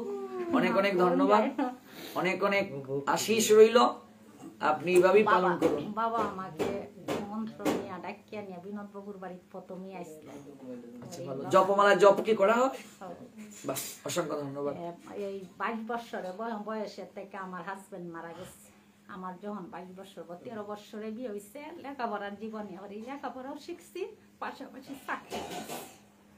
আমার জীবন খুব কষ্টের জীবন। 2টা বাচ্চা, 1.5 বছর, একটা 6 মাসের আর 2.5 বছরের থেকে গেছে। 22 বছরে বৈধব্য ব্রত। পরে এই বাবা যে কান্নাকাটি করতাম, পরে বাবা একদিন ডাকছে তুমি আসোই দিয়ে, পরে গেছি, গেলে পরে বাবা মন্ত্র দিছে, দিয়া কইছে হরি যে পতি চলে গেছেন, জগৎপতি কৃষ্ণের সান্নিধ্যে থাকুন, এটাই হচ্ছে শাস্ত্রের কথা। আমার মুরালি বাবাই আমারে এই পথটা দেখিয়ে দিলেন, দেখায় দিছে। মুরালি বাবাই আমারে সব করছে, আমি আর কিছুই জানি না। বাবা কালী কইতো হরিনাম করো, আর তোমার কিচ্ছু করতে হবে না। হরিনামই আপনাকে নিয়ে যাবে, আমার হরিনামই নিয়ে যাবে। খুব ভালো। বাবাই আমারে কেউরি না, শুধু একা আমি আমারে ডাক্কে নিয়ে বাবার মতে বৈশা রইছে মন্দির, বৈশা হয়ে যায় আমি কান্নাকাটি করতেছি মন্দির এসে। পরে বাবা পাইনিয়া তুলিয়া নিয়া বাবা এই মন্ত্রটা আমারে দিয়া গেছে। পরে মন্ত্র ভুলিয়া গেছি, পরে রাত্রে বাবাই নিজেই দিয়েছে, আমি ঘুমের মাঝে পরে সব মন্ত্রটা পাইছি। আমি খুব কৃপা করছি, কৃপা করলেও তো পারতাছি না। এমন তো আস্তে আস্তে হবে, অগ্রসর হন আর চেষ্টা করবেন। মনে যখন প্রগাঢ় ইচ্ছা থাকবে, একদিন একদিন দেখবে আপনি আবার শুদ্ধ ধারায় শুদ্ধভাবে ভজন করতে পারবেন। লেগে থাকুন, যুক্ত থাকলেই মুক্ত মিলে। কেমন? অসংখ্য ধন্যবাদ। এরপরে কে আছেন গো পিছনে? নাম কি মা? বলুন। হ্যাঁ, কি নাম বলুন? শ্রীমতী। বাহ, গৌর প্রেমানন্দে। কেমন লাগছে আজকের এই পরিবেশটা? এর আগে কি এমন জাগরণ করা হয়েছে? প্রথম একাদশী করা হয়? কত বছর যাবত? নির্জলা না সজলা? খেয়ে দে? মাঝে মাঝে হয় নির্জলা, নতুবা জল ফল পাওয়া হয়। একটু একটু করে আমরা চেষ্টা করব, যদি আমরা পারি দেখবে একদিন না একদিন হয়ে যাবে। খুব ভালো, অসংখ্য ধন্যবাদ। আমি একটা প্রশ্ন করব। হ্যাঁ, প্রশ্নটা কি? একাদশীর মধ্যে জন্ম হইলে, বাচ্চা জন্ম হইলে কি হয়? ভালো, দেহ রাখলেও ভালো, জন্ম হলেও ভালো। আয়ু বলে না, এগুলো ভুল কথা। লৌকিক তো অনেক কথাই থাকে, এগুলো ভুল কথা। ঠিক আছে, বসো। আমরা এখানে 2জন বাবা আছেন, আমাদের পিতৃতুল্য। বলুন, নাম কি আপনার? আমার নাম? হ্যাঁ বলুন। বিকাশ চন্দ্র সরকার।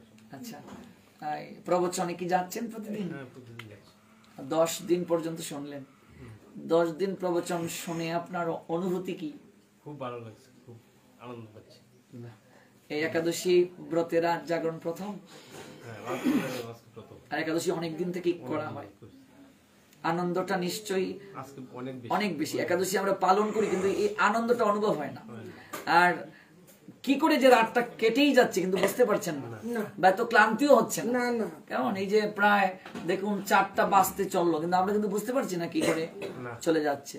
এটাই সাধু সঙ্গ, এটাই নিত্য আনন্দ। কোনো মেসেজ দেওয়ার আছে সমাজকে, যারা অনলাইনে শুনছে অনেক ভক্তরা, যে এই কথাটা সমাজের জন্য খুবই দরকার, বা আপনি বলতে চান, অনেক প্ল্যাটফর্ম অনেক সময় পাওয়া যায় না, যেহেতু আজকে এই সুযোগটা আছে, কিছু বলার আছে কি আপনার? হ্যাঁ, এইভাবে সাধু সঙ্গ করলে বা রাত্রি জাগরণ করলে অনেক ভালো, মানে সাধু সঙ্গের এমন সৌভাগ্য পাওয়াটা তো অতি বিরল। আজকে যে পেয়েছি অতি সৌভাগ্য মনে করছি নিজেকে। ধন্যবাদ মনে করি। অসংখ্য ধন্যবাদ। আর এটা হচ্ছে রাহুল কৃষ্ণ দাস ফেসবুক আইডি থেকে সম্প্রচার হচ্ছে। আপনারা যারা কথা বলছেন বাড়িতে গিয়ে নিজ নিজ ফেসবুক আইডি যারা ব্যবহার করেন, এখান থেকে আপনারা আপনাদের কথাগুলো আবার শুনতে পারবেন। অনলাইনে ভক্তরাও দেখছে। বাবা আপনার নাম কি? প্রণাম আপনাকে। আমার নাম অ্যাডভোকেট রতন সরকার রানা। আচ্ছা, অ্যাডভোকেট রতন সরকার। ভাগবত পাঠ মন্দির শোনা হয়েছে? আপনার প্রতিটা পাঠে শুনছি আমি। আচ্ছা, অন্যান্য আলোচকদের আলোচনা থেকে কি ব্যতিক্রম পেলেন? ব্যতিক্রম, আপনি যে তথ্যগুলি বলেন এগুলি যুক্তিটি অত্যন্ত জোরালো এবং সত্যি এরকম মনে হয়। আজকেও যে একটা যুক্তি দিয়েছেন যে বীর্য দ্বারা রিলেশনশিপ আর একটা মন্ত্র দ্বারা রিলেশনশিপ, হ্যাঁ, দুইটার ব্যাখ্যা খুব সুন্দর দিয়েছেন, আমার কাছে খুব ভালো লাগে। আমি পাপী মানুষ, তবে এটা বুঝি স্বল্প দিনের জীবন, কোথায় ছিলাম, কোথায় আছে, কোথায় যাব, কিছুই করা হলো না। একাদশী ব্রত পালন হয় বাবা? না, করছি মাঝে, আগে করছি, শরীরে সমস্যা হয়, একটু একটু করে চেষ্টা করবেন যদি পারেন। ফলমূল আদি খেয়েই করবেন, যেহেতু বয়স হয়ে গেছে অনেক, ফলমূল সবজি পেয়েই করবেন, অন্তত পাপটা ভেতরে প্রবেশ করবেন না। ফলমূল আদি যারা অসমর্থ ফলমূল সবজি পেয়েই করবেন। আর দেখবেন তাতেও যদি না পারেন বড় বড় সাবু যেগুলো পাওয়া যায় এগুলো দিয়েও, বাদামের বিচি দিয়ে করবেন, কিন্তু অন্তত একাদশীর দিন অন্নটা গ্রহণ না করার চেষ্টা করবেন। অন্তত করুণ অসমর্থ ব্যক্তিদের জন্য তো এই আছেই বিধান, কৃপা করে করবেন। প্রণাম আপনাকে, আপনি আসলেন কৃপা করে এই বয়সেও যে এভাবে সবার সঙ্গে আনন্দ করছেন, এটা অনেক বড় প্রাপ্তি। অসংখ্য ধন্যবাদ। কিছু আপনার হৃদয়ের অভিব্যক্তি আছে কি ভক্তদের উদ্দেশ্যে? সৎসঙ্গে সর্ববাস, সৎসঙ্গে সর্বনাশ, আমরা যেন সৎসঙ্গে থাকতে পারি, সৎসঙ্গ করুন, আনন্দ পাবেন। হরে কৃষ্ণ। পিছনে রাধে রাধে, আমি দেখতে পাচ্ছি না, অনেকে হয়তো আছেন। নাম কি? আগে আচ্ছা, কে কে মাতাজি কে? আচ্ছা, একটু আগে জিজ্ঞেস করেছি। দুজনেই প্রসাদ। শম্পা মাতাজির কাছে আমরা লাস্টে আসবো, উনি তো হচ্ছেন ভাগবত আলোচক। ওনার কাছে আমরা বেশি সময় নেবো, তো এই জন্য আমরা ওনার কাছে লাস্টে আসবো। হ্যাঁ, এই জন্য আমরা ওনার কাছে আমরা অনেক কিছু জানবো, অনেক শ্রবণ করবো। কেমন লাগছে বলুন? স্বামী স্ত্রী একসঙ্গে রাত জাগরণ করছেন, হরিকথা শ্রবণ করছেন, এটা কিন্তু সবার ভাগ্যে হয় না।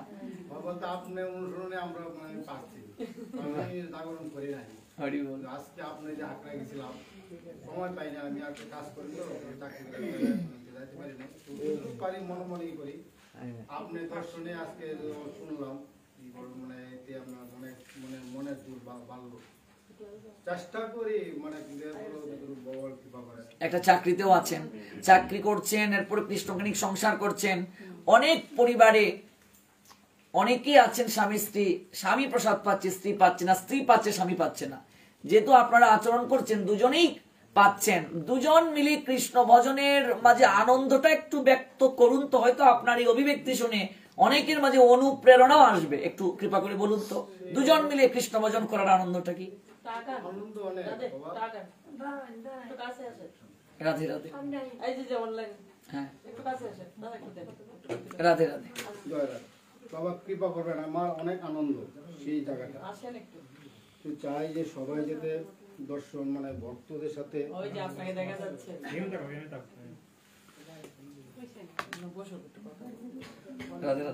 আবার বলুন। মানে এই পথটা এত আনন্দের, এতই মানে এটা আমিও চাই, কিন্তু চেষ্টা করি, কিন্তু মাঝে মাঝে পারি না, অনেক সময় ঠিক আছে, কিন্তু আসলে এই পথটা অনেক একটা সুখের জিনিস। এই পথে থাকলে আনন্দই বেশি লাগে। কত বছর হয় এই পথে এলে? এই পথে আইছি 6-7 বছর। আগের জীবন আর এখনের জীবনের মাঝে কি পার্থক্য অনুভব হয়? অনেক পার্থক্য বাবা, কিন্তু আরো পার্থক্য হয়তো যদি আমি একেবারেই মানে চাই যে আমি এই পথটাই সবসময় সর্বদা যাতে আমি বেছে নিতে পারি, জানি না ভগবান সে কৃপা হবে কিনা, আপনার আশীর্বাদ থাকলে হতেও পারে। গৌর প্রেমানন্দে আপনারা দুজন মিলে এইভাবেই ভজন করুন। শুধু এই জড় জগতে নয়, শাস্ত্র বলছে স্বামী স্ত্রী যদি দুজন মিলে যুগল ভজন করে ওরা ওই বৈকুণ্ঠে গিয়ে রাধা গোবিন্দের সেবার অধিকার প্রাপ্ত হয়। প্রেম সে বলো, প্রেম সে বলো। করবে বাবা, যাতে আমি সেই পথে আসতে সর্বদা যাতে থাকতে পারি। অবশ্যই অবশ্যই, আপনাকে অসংখ্য ধন্যবাদ। এইভাবে আনন্দে থাকুন, সুখে থাকুন, কৃষ্ণ চিন্তনে থাকুন, যুগল ভজন থাকুন। রাধে রাধে। আচ্ছা, আমাদের শম্পা মাসির পিছনে একজন মাতাজি আছেন, নাম কি? সাধনা। বাহ, নামই সাধনা গো। আমরাও তো সাধনায় থাকতে চাই, আপনার নামই সাধনা, আরো আনন্দ। আজকে এই কাকিমার যে কাকু, তার নাম ছিল ভজন। ভজন, এই জন্যই এত ভজন। বাহ, আমরা দুটা নাম নিয়ে মজা করি। গৌর প্রেমানন্দে। তো সাধনা দেবী, কেমন লাগছে আজকের এই পরিবেশ? ভালো লাগছে, ভালো লাগছে। এইরকম রাত, এরকম সাধুসঙ্গ যেন জন্মে জন্মে আমরা পাই, এটাই আমাদের একমাত্র কামনা হওয়া দরকার, এটাই আমাদের বাসনা হওয়া দরকার। এর থেকে আর শ্রেষ্ঠ কামনা কিছু হতে পারে না। অসংখ্য ধন্যবাদ। মা, নাম কি? আচ্ছা, কেমন লাগছে?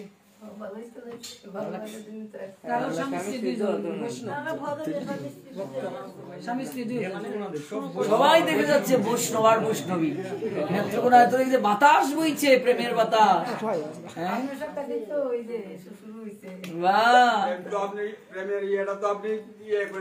সর্বপাপী উদ্ধারিল প্রেমেরও বাতাসে, পড়িয়া রহিল লোচন আমি আপন কর্ম দোষে। খুব আনন্দ, তাই না? এই সংখ্যাটা কিন্তু এই থেকে শুরু হয়েছে, মানে প্রসাদ পাইতেছে মানে কয়েক মাস ধরে, ঠিক আছে। কিন্তু ওই যে একটা ভক্তির উচ্ছ্বাসটা সুদৃঢ় হয়েছে না? আমি তো দেখলাম রেগুলার পাঠ শুনছে, খুব ভালো, খুব আনন্দ। যাই হোক, এটা থাকুক, চির অক্ষয় থাকুক, দুজন মিলে এইভাবে থাকুক। আশীর্বাদ রাখবেন এটা যাতে আমরা থাকতে পারি। অবশ্যই অবশ্যই, এটাই তো পরম প্রাপ্তি। এর উপরে আর কিছু হতে পারে না, এর উপরে আর কোনো আনন্দ নাই। কিছু আছে বলার ভক্তদের উদ্দেশ্যে? উনি সৎসঙ্গী ছিলেন, হ্যাঁ, পরে আবার সংস্কার হয়েছে। উনি কিন্তু ঠাকুরের নিয়ে বেশি আমার কথা কম আসছে। এমন দেখা যায় যে এই সাক্ষাতে অনেক। এটাই তো, ঠাকুরও আমাদের কল্যাণেরই কথা বলেছেন, তিনি যে অকল্যাণের কথা বলেননি তা নয়। হ্যাঁ, তবে দিন শেষে আমাদের কৃষ্ণ ভজন ব্যতীত তো আর মুক্তি নেই। হ্যাঁ, ঠাকুরকেও ভালোবাসবে, সম্মান করবে, কিন্তু কৃষ্ণ ভাবনায় থাকা এবং আহার শুদ্ধ করা ঠাকুরের যদি মতে থাকে, ঠাকুরও তো বলছেন মাছ মাংস খাস নে আর পেঁয়াজ রসুন মাদক ছাড়। তো আমাকে তো ঠাকুরের আদর্শ মানতে হবে, আমি তো মানতে পারছি না। আহার শুদ্ধ ছাড়া কখনো তো সম্ভব নয়। একটা আদর্শ সংসার কি করে করতে হয় ঠাকুর দেখিয়ে দিলেন, এবং তার সকল গ্রন্থ আদি আমি পড়েছি, স্টাডি করেছি। কারণ আমরা সব মত পথেরই গ্রন্থ আদি স্টাডি করেছি, এটা খুবই দরকার। অসংখ্য ধন্যবাদ আপনাকে। আপনার মাঝে যে এই প্রেরণা আসছে এবং হরিকথার প্রতি লালসা এসেছে, এটা আমি খুব আনন্দ পেয়েছি। হরিকথার প্রতি আমার আগে থেকে একটা আকর্ষণ ছিল, আপনি আসার পরে যখন আরো বেড়ে গেছে। আপনাকে প্রণাম। আমাদের একজন মা কালকে যখন আমাদের ইয়েতে নরসিংহ যে আঁকড়ায় যখন আমরা ইয়ে করে আলোচনা করেন, ঠাকুর সম্পর্কে কিছু বলবেন? আগে রাধে রাধে সম্পর্কে আজকেও বলছিলাম কিছু বলার জন্য, তারপর সময় পাওয়া। ঠিক আছে, বলবো। মা বলুন। রাধে রাধে। নাম কি? জয় রাধে। আমি শ্যামা দাসী। শ্যামা, শ্যামা তো রাধারানীর একটি নাম। জয় রাধে আমার গুরু প্রদত্ত নাম, আর জড় জগতের বিশিকারণী সূত্রধর। তো আমি এই পথে আসছি প্রায় 6-7 বছর হয়েছে। আমি আগে শক্তিমতী ছিলাম, কিন্তু আমার গ্রামের বাড়ির পাশেই আমতলা এদিকে ওই শহরে উঠেছি। তারপর এই যে আমার গুরু বাবা, উনার ভাগবত পাঠ শ্রবণ করে আমার মন পরিবর্তন হয়েছে। তারপর এই যে সম্পাদিতি আমার শিক্ষা বই, উনি আর আমি একসাথে আমার গুরু মহারাজের কাছ থেকে ভাগবত শ্রবণ করেছিলাম সপ্তাহ। তারপর আমি মনে মনে প্রতিজ্ঞা করেছিলাম, উনি যদি আমার গুরুদেব হইতো, এরকম একটা আকাঙ্ক্ষা, এবং ওনার কাছে আমি প্রকাশও করেছি। তারপর মাঝখানে আমার এই যে নন্দলাল দাস বাবাজি আসছিলেন, বাংলাদেশে, তখন আমি হরিনাম নিয়েছিলাম। বাহ, তারপর তো উনি পায়া গেছেন। শেষ পর্যন্ত অযাচিতভাবে আমার গুরু মহারাজজি বাংলাদেশে আসছিলেন। তখন সম্পাদি যে তার মা, আমার মাসিমার, উনি যে 45 দিনের কাজ করেছেন, অযাচিতভাবে বাংলাদেশে আসছিলেন। তারপর এই সম্পাদিদির বাড়িতে আমি পূর্ণ দীক্ষা পেয়েছি। বাহ, প্রায় কয় বছর হলো দিদি? রাধে 3 বছর হয়েছে আমি পূর্ণ দীক্ষা পেয়েছি। কিন্তু সবচেয়ে বড় একটা দুঃখের কারণ, আমার স্বামী এই পথে আসে না, কিন্তু আমাকে বাধা দেয় না। কিন্তু আপনার পাঠ প্রতিনিয়ত শ্রবণ করতেছে এবং আমার আগে এসে পড়ে। কিন্তু এই পথে যদি কই যে একটু প্রসাদ পাও, এমনি রান্না করে দিলে প্রসাদ পাইতে খুব আগ্রহ, কিন্তু যে একেবারে যে একটা প্রসাদ পাবে এই ধরনের শ্রবণ করতে করতে একদিন দেখবে চিত্তমার্জন হবে। সকল ভক্তবৃন্দের আজকে হরিবাসর তিথিতে সকল ভক্তবৃন্দের কাছে আমার এই প্রার্থনা থাকবে যেন আমার স্বামী আমার পথে আসলে আমি সবচেয়ে বড় হব। গৌর প্রেমানন্দে আপনার ইচ্ছে অবশ্যই পূরণ হবে। আপনি হরিকথা শ্রবণ উনাকে করাতে থাকুন। একটা আপনাকে দৃষ্টান্ত বলি, একজন এগুলো পছন্দ করতেন না, একজন মাতাজির স্বামী। তখন আমি ওনাকে বলেছিলাম যে ওনাকে শয়নের সময় আমার পাঠগুলো চালিয়ে রেখে দিও। একদিন না একদিন হবে, পাঠ শুনতে শুনতে শুনতে এইগুলো কি করো, বন্ধ করো, শুধু আর পাঠ পাও না, শুনতে শুনতে শুনতে শুনতে শুনতে শুনতে শুনতে শুনতে তারপর একদিন না একদিন এখন উনিও বলেন না কত আনন্দ, প্রসাদ পাওয়া উচিত হয়ে যায়, লেগে থাকতে হবে।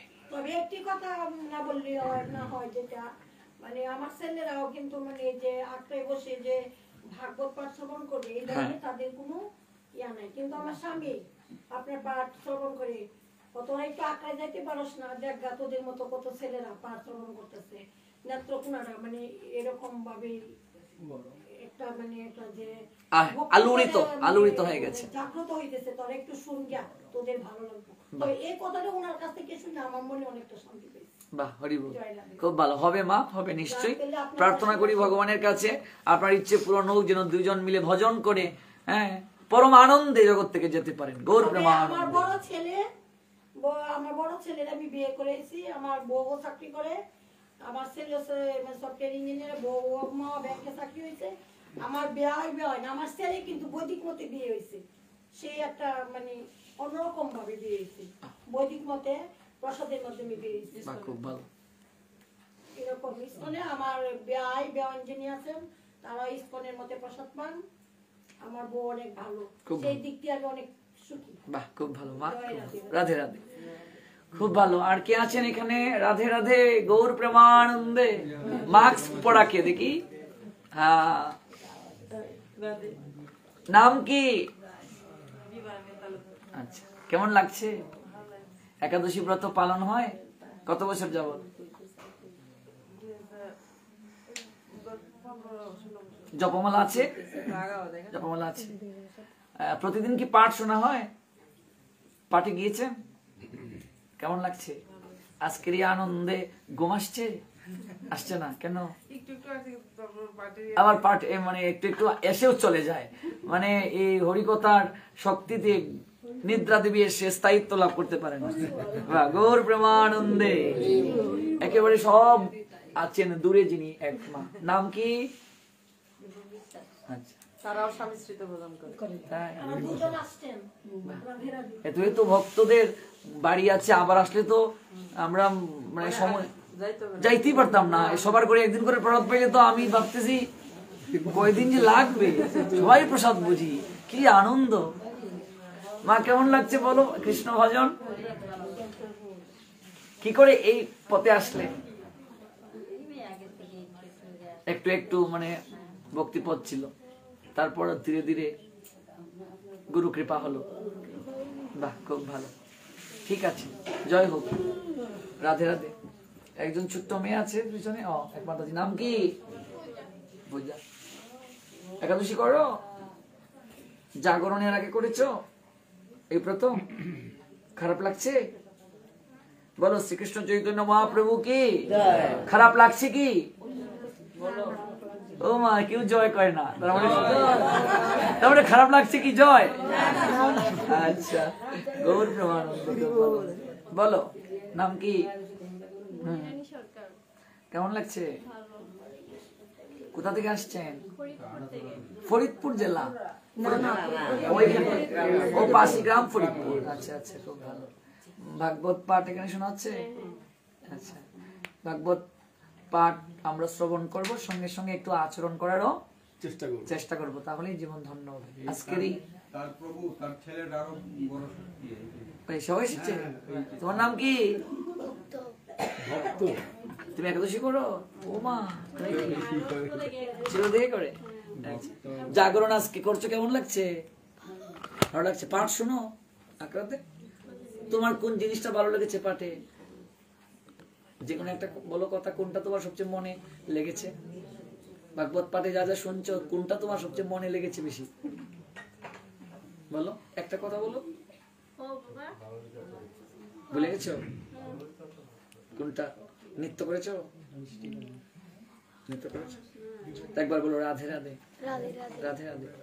গৌর প্রেমানন্দ। কেমন আছেন বলুন এইদিকে যে সকল মায়েরা আছেন? ভালো লাগছে? জপমালা যার হাতে, আমার নাম কি বলুন? আপনি বলুন, কি নাম? নাম কি আপনার? নাম কি? মামি বলেন, নামটা বলেন। কেমন লাগছে আজকে? আনন্দ? অনেক ভালো লাগছে। বাহ, ঘুম আসছে না, কেমন করে সময় কেটে গেল আমরা বুঝতেই পারছি না। তাই অসংখ্য ধন্যবাদ, প্রণাম। এই পথে শম্পা দেবী তো দেখা যাচ্ছে অনেক মহৎ কাজ করতেছে। আজকে এইভাবে না বসলে তো জানাই হতো না। বাহ, খুব ভালো। আমরা আরো প্রাণ ভরে আশীর্বাদ করে যাই থাকে, আর অনেকদিন বেঁচে থাকো, মহাপ্রভুর সৈনিক হয়ে থাকো।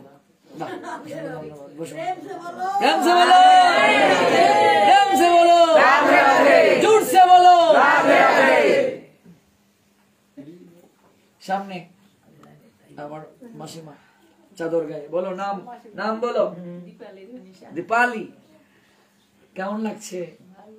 কেমন? ভালো, অনেক অনেক ভালো। আমাকে কেমন লাগছে? গোবিন্দের মতো লাগছে। গোবিন্দ গোবিন্দ। আচ্ছা, ভাগবত পাঠ, পরমানন্দ এবং প্রতিদিন প্রসাদ আস্বাদন, এর থেকে জীবনে কিছু আনন্দ হতে পারে না। হ্যাঁ, তা তো জানি, তা তো জানি। এটা জীবনে সবচেয়ে পরম প্রাপ্তি।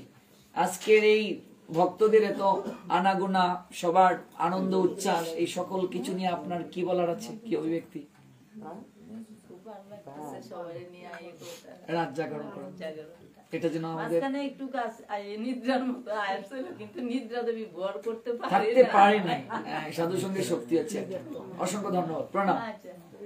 পিছনে যে মা, নাম কি গো? একাদশী করা হয় নিশ্চয়ই, হরিনাম করা হয়। এদিকে সবাই ভক্ত, কেমন? খুবই ভক্ত, খুব ভালো। মা, ভালো লাগছে? বাহ, খুব ভালো লাগছে না? বাহ, রাধে রাধে। বাহ, খুবই ভালো। আমরা যে গৃহে আজকে জাগরণ করছি, গৃহকর্ত্রী যিনি ভগবানের সকল কিছু দেখাশোনা করে রাখছেন, ঝর্ণা দেবী, কেমন লাগছে? আপসেট তো নিশ্চয়ই। এরপরে ভক্তদের কাছে উনি, ভক্তদের কাছে আশীর্বাদ তো উনি চাইবেই। আশীর্বাদ এমনি হয়ে যাবে, এটা অটো হয়ে যাবে আশীর্বাদটা। কেমন লাগছে কিছু? পরমা কিছু বলো। তোমার তোমার আনন্দই আমাদের আনন্দ। কত দেখো তোমার কি আনন্দ। তোমার ছেলে জন দেখছে, দেখো কত আনন্দ। দেখো সত্যি কথা, দেখো সবাই সবাই আমরা কত আনন্দ করছি। যাই হোক, মানে ভালোবাসা যেখানে গভীর প্রকাশ ভঙ্গিমা, সেখানে খুবই কম থাকে। কেমন? এটাই কথা। আমরা ওই সুন্দর প্রভু, রাধে রাধে। এদিকে একটু আসুন কৃপা করে। নাম বলুন। সুন্দর প্রভু, নাম কি? প্রান্ত। ও, আজকে একটু আইডিতে দেখলাম আমি প্রান্ত। আচ্ছা, হঠাৎ করে দেখলাম কে জানিস একটা পোস্ট করেছেন আপনি, কে শেয়ার করলো, আমি দেখলাম যে তখন আইডিটা। কেমন লাগছে? প্রায় প্রতিনিয়তই পাঠে দেখছি, নৃত্যও দেখছি। আচ্ছা, খুব ভালো। এমন কি বলার আছে যে অনলাইন যারা ভক্তরা এসে শুনছেন কিংবা আমরা যারা অফলাইনে এখানে আছি, যে কথাটা আমাদের ভক্তিতে আরো অনেক সহায়তা করবে? আপনার কি আছে বলার? সামগ্রিক আপনার হৃদয়ের অভিব্যক্তি বা যে মেসেজটা সমাজের কল্যাণ নিয়ে আসবে আপনি বলতে চান, কিন্তু এরকম কোনো প্ল্যাটফর্ম বা পরিবেশ পান না। সেরকম কিছু বলার না, একটা প্রশ্ন ছিল। শিওর। সম্প্রদায়বিহীন দীক্ষা নিলে কি কোনো লাভ আছে? সম্প্রদায়বিহীন দীক্ষা আমার কথা নয়, পদ্মপুরাণ বলছে নিষ্ফলা। সেই বিষয়ে একটু যারা সম্প্রদায়বিহীন আছেন তাদের, সম্প্রদায়বিহীন যদি কেউ দীক্ষা নিয়ে থাকে তাদের কল্যাণ হবে, পরম কল্যাণ হবে না, মুক্তি সাধিত হবে না। কারণ সম্প্রদায়বিহীন দীক্ষা দ্বারা মহাপ্রভু সিদ্ধান্ত দিলেন কখনো আমাদের পরম কল্যাণ হবে না। পরম্পরাবিহীন যে দীক্ষা সেটাও আমাদের পরম কল্যাণ সাধিত হবে না। কারণ মেন তারের সঙ্গে সংযোগ না থাকলে কি ফ্যান চলবে কিংবা লাইট জ্বলবে? জ্বলবে না। তো ভগবান প্রথম ব্রহ্মাকে, নারদকে, ব্যাসদেবকে এইভাবে তো পরম্পরাক্রমে গুরুকর্ণে মন্ত্রটা এসেছে। এই জন্য সম্প্রদায় যুক্ত, চতুর সম্প্রদায় যুক্ত তার কাছ থেকেই দীক্ষা নিতে হবে। জগতে অনেক মহাপুরুষ মহামানবগণ এসেছেন, অনেকে মহাপুরুষদেরকে ভগবানের স্থানে বসিয়ে পুজো করছেন। এটা আমাদের দুর্ভাগ্য। কিন্তু মনে রাখতে হবে যে কখনো মঙ্গল হতে পারে, পরম মঙ্গল হবে না। পরম মঙ্গল মানে হচ্ছে আসা যাওয়া বারণ। আসা যাওয়া বারণ তো কখনো হবেই না। প্রত্যেক মহাপুরুষ মহামানবগণই জগতে কল্যাণের কথাই বলে গিয়েছেন, প্রত্যেক মহাপুরুষগণ। এটা আমরা তাদেরকে মহাপুরুষের দৃষ্টিতে দর্শন করতে পারি, তাদের আদর্শ গ্রহণ করতে পারি, তাদের বাণী থেকে শিক্ষা নিতে পারি। ভ্রমণের ন্যায় পুষ্পে পুষ্পে ঘুরে মধু সংগ্রহ করতে পারি, মধুকরের ন্যায়। কিন্তু তাকে ধরতে গিয়ে যিনি কেন্দ্রবিন্দু, তাকে যদি আমরা ভুলে যাই, এটা কখনো আমাদের মুক্তির কারণ হবে না। কাজে চাতুর সম্প্রদায় থেকে দীক্ষা না নিলে হবে না।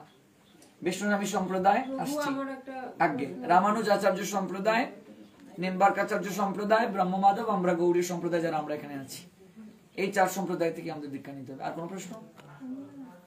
আমাদের তো অনেক মত পথ, অনেক কিছুই আছে। যারা সম্প্রদায় বিহীন তাদের যারা আছে তাদের একটু উল্লেখ করে একটু বুঝাই দেন। সবাই তো জানেও না যে কারা কারা সম্প্রদায় বিহীন। সম্প্রদায় বিহীন বলতে গেলে চাতুর সম্প্রদায় ভুক্ত যারা, এটা তো আমরা এখানে অবলোকন করতেই পেরেছি। সবাই তো আসলে বিষয়টা অবগত না। কিন্তু সম্প্রদায় বিহীন যারা, সম্প্রদায় যখন আলোচনা হবে তখন সম্প্রদায় বিহীন কারা আমরা সেটি উপলব্ধি করতে আমরা পারবো। আমাদের শাস্ত্র যে চতুর সম্প্রদায় ভুক্ত বলেছে, এই চতুর সম্প্রদায়ের অধীনে যারা নেই বা এটার বাহিরে যারা আছে, এটা আমরা উপলব্ধি করতে পারবো। যাদের পরম্পরা নেই, আমরা যাদের কাছ থেকে দীক্ষা নিয়েছি, আগে আমাদের তাদের কাছে গিয়ে জানতে হবে যে আমরা যেখান থেকে দীক্ষা নিয়েছি আপনি আমাদের পরম্পরা দেখান, গুরুদেবকে বলতে হবে আমরা কোন পরিবারের, আমাদের তিলকের নাম কি, আমাদের ভজন প্রণালী কি, আমরা কোন সম্প্রদায়ের। এটা আমাদের আগে দীক্ষার সময় বুঝতে হবে। যদি কেউ কোনো কারণে এরকম দীক্ষা নিয়ে নেয় যাদের পরম্পরা নেই বা সম্প্রদায় ভুক্ত নয়, তাহলে তাকে আবার সংস্কার হতে হবে, তাকে আবার সংস্কার করতে হবে। এমন অনেক কথা আছে যে কথাগুলো একান্তে বলার কথা, পাবলিক প্লেসে বলার জন্য শাস্ত্র কখনো অনুমোদন করেননি। অসংখ্য ধন্যবাদ। মা, কি আছে প্রশ্ন? আমরা প্রভু জগৎবন্ধুর আশ্রিত। আমাদের সিংহাসনে প্রভুরে আমরা ফুল তুলসী দেই চরণে, ঠিক আছে? দেখুন, এটা দুটো সিদ্ধান্ত। আপনার মহানাম ব্রতজির যে সিদ্ধান্ত, উনি যে সিদ্ধান্তে দিয়েছেন, আমার মনে হয় ভজনশীল উত্তম অধিকারী সাধু মহাপুরুষ বলেই গণ্য করে, তাকে শ্রদ্ধা করি, ভালোবাসি। আর আপনি এইভাবে ভজন করছেন, করুন, কিন্তু অন্তত এমন অনেক জগতে আছে মতাবলম্বী যারা তিলক ধারণ করে না, কণ্ঠে মালা ধারণ করে না, বহু আছে। আপনারা বৈষ্ণবী ধারায় আছেন, আপনাদের ব্রহ্মচারী লাইফটাও আমি তাদের সঙ্গে মিশেছি, প্রচুর হার্ড, হ্যাঁ, প্রচুর কঠিন। আপনারা আপনাদের ধারায় চলুন, তবে দিন শেষে যে মতে যে পথেই থাকুক না কেন, বহু জন্মের স্বীকৃতি না থাকলে কেউ কখনোই শুদ্ধ ধারা উপলব্ধি করতে পারবে না, বললেও লাভ হবে না। তবে আমরা অবশ্যই একদিন না একদিন সবাই গোবিন্দের চরণ প্রাপ্ত হতে পারবো। আপনি নিশ্চয়ই আপনার ধারাতেই থাকুন। অসংখ্য ধন্যবাদ। আর কারো কোনো প্রশ্ন আছে? প্রভু একটা প্রশ্ন করতে চাই। আগে বলুন। এই যে নিরামিষ ভোজি আর প্রসাদ ভোজি পার্থক্যটা কি? পার্থক্যটা কি? নিরামিষ খেলেও আপনার আমার পাপ হবে, কারণ ভগবানকে নিবেদন না করলে তার মাঝে পাপ আশ্রয় গ্রহণ করবে। ভগবানকে যখন আপনি নিবেদন করবেন তখন সেটা প্রসাদ হয়ে যাবে। এবার অনেকের মনে প্রশ্ন থাকতে পারে, তাহলে সবজির মাঝেও তো প্রাণ আছে। একটা ফুলিশ ভাবুন, সে যদি এমনিতে কাউকে গুলি করে তার শাস্তি হবে কি হবে না? হবে। পুলিশ তো যদি গিয়েছে অপরাধ তো অপরাধ, সরকার যদি তাকে আদেশ দেয় তাকে গুলি করে মেরে ফেলো, তখন হবে না, বরং সে পুরস্কার পাবে। পুরস্কার পাবে। গোবিন্দ আমাদেরকে আদেশ দিলেন এগুলো তোমাকে খাওয়া যাবে, এগুলো খাওয়া যাবে না। কেমন? তাহলে গোবিন্দের আইনটা এখানে উঠবে যে এগুলো তোমার জন্য বিধেয়, এগুলো বিধেয় নয়। কাজেই সবজির প্রাণ আছে, চেতনা আছে, এটা গোবিন্দের আদেশ। এটা হচ্ছে একটা তত্ত্ব। দ্বিতীয় তত্ত্ব হচ্ছে চেতনার মাঝে অনেক পার্থক্য আছে। আচ্ছাদিত চেতনা, মুকুলিত চেতনা, কেমন সংকুচিত চেতনা। একটা মুরগিকে কাটলে যে কষ্ট হবে বা তার যে চেতনা, একটা বৃক্ষের সেই চেতনা নেই। এখানে এটা হালকা। কাজেই নিবেদন না করে খেলে পাপ বলে গণ্য। প্রসাদ মানে আপনাকে ভগবানকে নিবেদন করতে হবে। ভগবানের প্রদত্ত জিনিস ভগবানকে না দিয়ে আহার করলে সেটা কি হয়? চৌর্য বৃত্তির ন্যায় আমরা চুরি করে খাচ্ছি, এটা পাপ, পাপ বলেই গণ্য। কেমন? ভগবানকে নিবেদন করিবে। এদিকে আর কোন ভক্ত আছেন কি? অনেকে আছেন না? আচ্ছা, কাউকে দেখতে পাচ্ছি না। প্রশ্ন আছে, বলো। যে ভগবানের প্রতি বলতে কিভাবে মন থেকে ভালোবাসাটা প্রকৃতভাবে আসবে? এই প্রশ্নটা বক্তৃতার স্বামীকে একজন করেছিলেন, ইসকনের একজন মহারাজ। তো উনি বললেন, একটা ছেলে একটা মেয়ে যখন কাছাকাছি আসে তখন কি করে ভালোবাসতে হয় তাকে কি শিখিয়ে দিতে হয়? ভালোবাসাটা কি করে? স্বামী স্ত্রী বিয়ের পর একজন আরেকজনকে কি করে ভালোবাসবে এটা কি শিখিয়ে দিতে হয়? গোবিন্দকেও তেমন করে ভালোবাসো। 5টা সম্পর্ক আছে, শান্ত, দাস, সাক্ষ্য, বাৎসল্য, মধুর। যদি সে তোমার বন্ধু হয় তুমি তাকে বন্ধুর মতো ভাবো, তাহলে বন্ধু নিয়ে ভালোবাসো। যদি তাকে ভাবো যে তিনি আমার প্রভু, আমি তার সেবক, সেভাবে ভালোবাসো। যদি বলো না তিনি আমার সন্তান, তিনি আমার পতি, কিংবা এরকম একটা মধুর রসধারায় ভজন, কাজে তাকে এরকম ভাবতে হবে। একটা সম্পর্ক আগে প্রথমে স্থাপন করতে হবে। আমার যা প্রয়োজন গোবিন্দের তার প্রয়োজন, তাকে নিজের জন ভাবতে হবে। আমরা নিজের জনকে যেভাবে ভালোবাসি তাকেও সেভাবে ভালোবাসি। শুধু একটু ঘন্টা নেড়ে একটু জড়সড় হয়ে কোনো ক্রমে একটা মন্ত্র বলে নিবেদন করে আসবো, এটা মুখ্য নয়। মুখ্য হচ্ছে আমি কতটা হৃদয়ের ভক্তি প্রীতি দ্বারা তাকে আমার নিজের জনের মতো করে খাওয়াতে পারলাম। আমি ফ্যানের নিচে আছি, আমার গরমে কষ্ট হচ্ছে, আমার প্রভুরও আমার গোবিন্দেরও কষ্ট হচ্ছে, এই যে একটা ফিল, এইভাবে তাকে হৃদয়ের আপনার করে নেওয়া, দেখবে প্রীতি আপনা থেকে জাগ্রত হয়ে যাবে। তখন তাকে না দেখলে এক পলক থাকা যাবে না। তাকে একটু না খাইয়ে, একটু চরণে তুলসী না দিয়ে, পুষ্প না দিয়ে হৃদয়ের কোথায় একটা অতৃপ্ততা আসবে। এভাবে ধীরে ধীরে ধীরে ধীরে সম্পর্ক স্থাপন যখন হয়ে যাবে তখন প্রীতি আপনা থেকে বর্ধিত হয়ে যাবে। অপূর্ব, তুমি এসেছো কিশোরগঞ্জ থেকে সাধু সঙ্গ করার জন্য, কেমন লাগছে তোমার? ভালো লাগছে। একাদশী ব্রত কিভাবে পালন করা হয়? বাহ, নির্জলা, গৌর প্রেমানন্দে। আজকে আজকে নির্জলা আছে, বাহ, গৌর প্রেমানন্দে। ভালো লাগছে? কোনো প্রশ্ন আছে? আমি আজকে বাড়িতে যাওয়ার কথা ছিল, আমি ট্রেন মিস করে এখানে আসছি। তার মানে মহাপ্রভু চান যে তুমি সাধু সঙ্গ করো, সাধু সঙ্গ থাকো। এই ট্রেন মিস করাটা কৃপা। এখানে মাসিমা, সম্পা মাসি, কেউ আছেন কি? একটু বললে আমরা আনন্দ পাবো। সুলোচন, বাহ, এত সুন্দর চোখ কার দেখি? সুলোচন, যার সুন্দর লোচন আছে, দেখি কে একটু। ও মা, এ তো মানে মিষ্টি ছেলে। আমি তার কথাই বলেছিলাম। ও আমাদের দোকানে থাকতো আর কি। তখন যদি ও নিরামিষ খাইতো, দাদু খুব খুশি হইতো যে ভাই তুই যদি নিরামিষ খাস তো আমি যা খুশি হমু তা বলার মতো নাই। তুই যদি প্রভুর প্রসাদ পাস তাহলে খুব খুশি হমু আমি, বুঝছেন? আমরা রেন থেকে নিরামিষ পাই। বলো, তুমি কি করে এই ভক্তি জীবন পালন করছো? তোমার হৃদয়ের অভিব্যক্তি শুনে অনেকেই আরো অনুপ্রেরণা পাবে। বলো, অল্প বয়স, কত মিষ্টি ছেলে, বলো। কেমন তোমার অনুভূতি এই ভক্তি জীবন তুমি যে পালন করছো? বলো। বাস্তব জীবনটা বলো।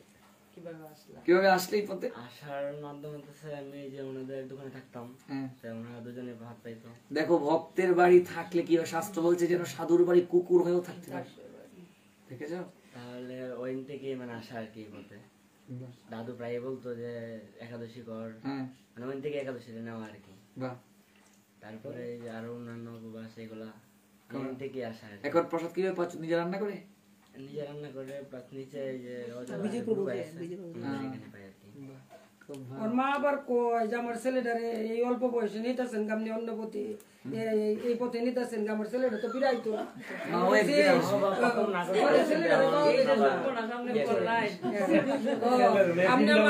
আর মা 2 দিন আগে আমার এই কথা কইছে। আমি রাবো না যে আপনি কথা কই না যে জান আমি খারাপ পথে নিছি না, কোন পথে নিছি, এটা সেরা বুঝবে। আসবে একদিন আসবে, তবে প্রত্যেকেরই উচিত সন্তানকে মা বাবা ভক্তির শিক্ষা দেবে। সন্তান যদি চলে আসে এই পথে, মা বাবা যদি না আসে, এটা আমাদের জন্য কি দুর্ভাগ্য।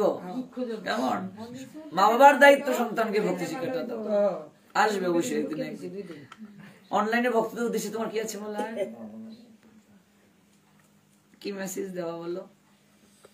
হাসি হাসিটাই মেসেজ? কি বলবো বলো? ভাষা খুঁজে পাচ্ছে, ভাষা খুঁজে পাচ্ছে না, হাসিটাই সুন্দর। আর একটাই বাবাজি, এমন কোন কাজ নাই সে না পারে না, বুঝছেন? কারেন্টের কাজগুলা এই যে কিভাবে করে, বুঝছেন? ভাই দুই ভাই আমরা, তো যার 2 ভাই সে কি সমস্যা? এরে যদি আপনার এইভাবে মানুষ করা হইতো, আমি মনে করি একটা সব ক্ষেত্রে একটা প্রকৃত মানুষ হইতো, বুঝছেন? গৌর প্রেমানন্দে অনেকের অনুপ্রেরণা দায়িনী শম্পা দেবী দাসী, গুরু প্রদত্ত নাম তুলসী দেবী। আমরা ওনার কাছে চলে যাব। ওনার সময় 10 মিনিট। প্রেম সে বলো, জোর সে বলো, প্রেম সে বলো। দীর্ঘ 7 বছর আগে যেমন তোমায় দেখেছি, 7 বছর পরে মনে হচ্ছে যেন আরো নবীন। ভক্ত চিরকাল নবীন থাকে, চির তরুণী। কারণ 70 বছরের যে সেও নব কিশোরী, এটাই তো ভজন পথে, তাই তো মা? ভজনের যে মার্গ সে সর্বদা কি নব কিশোর, নব কিশোরী।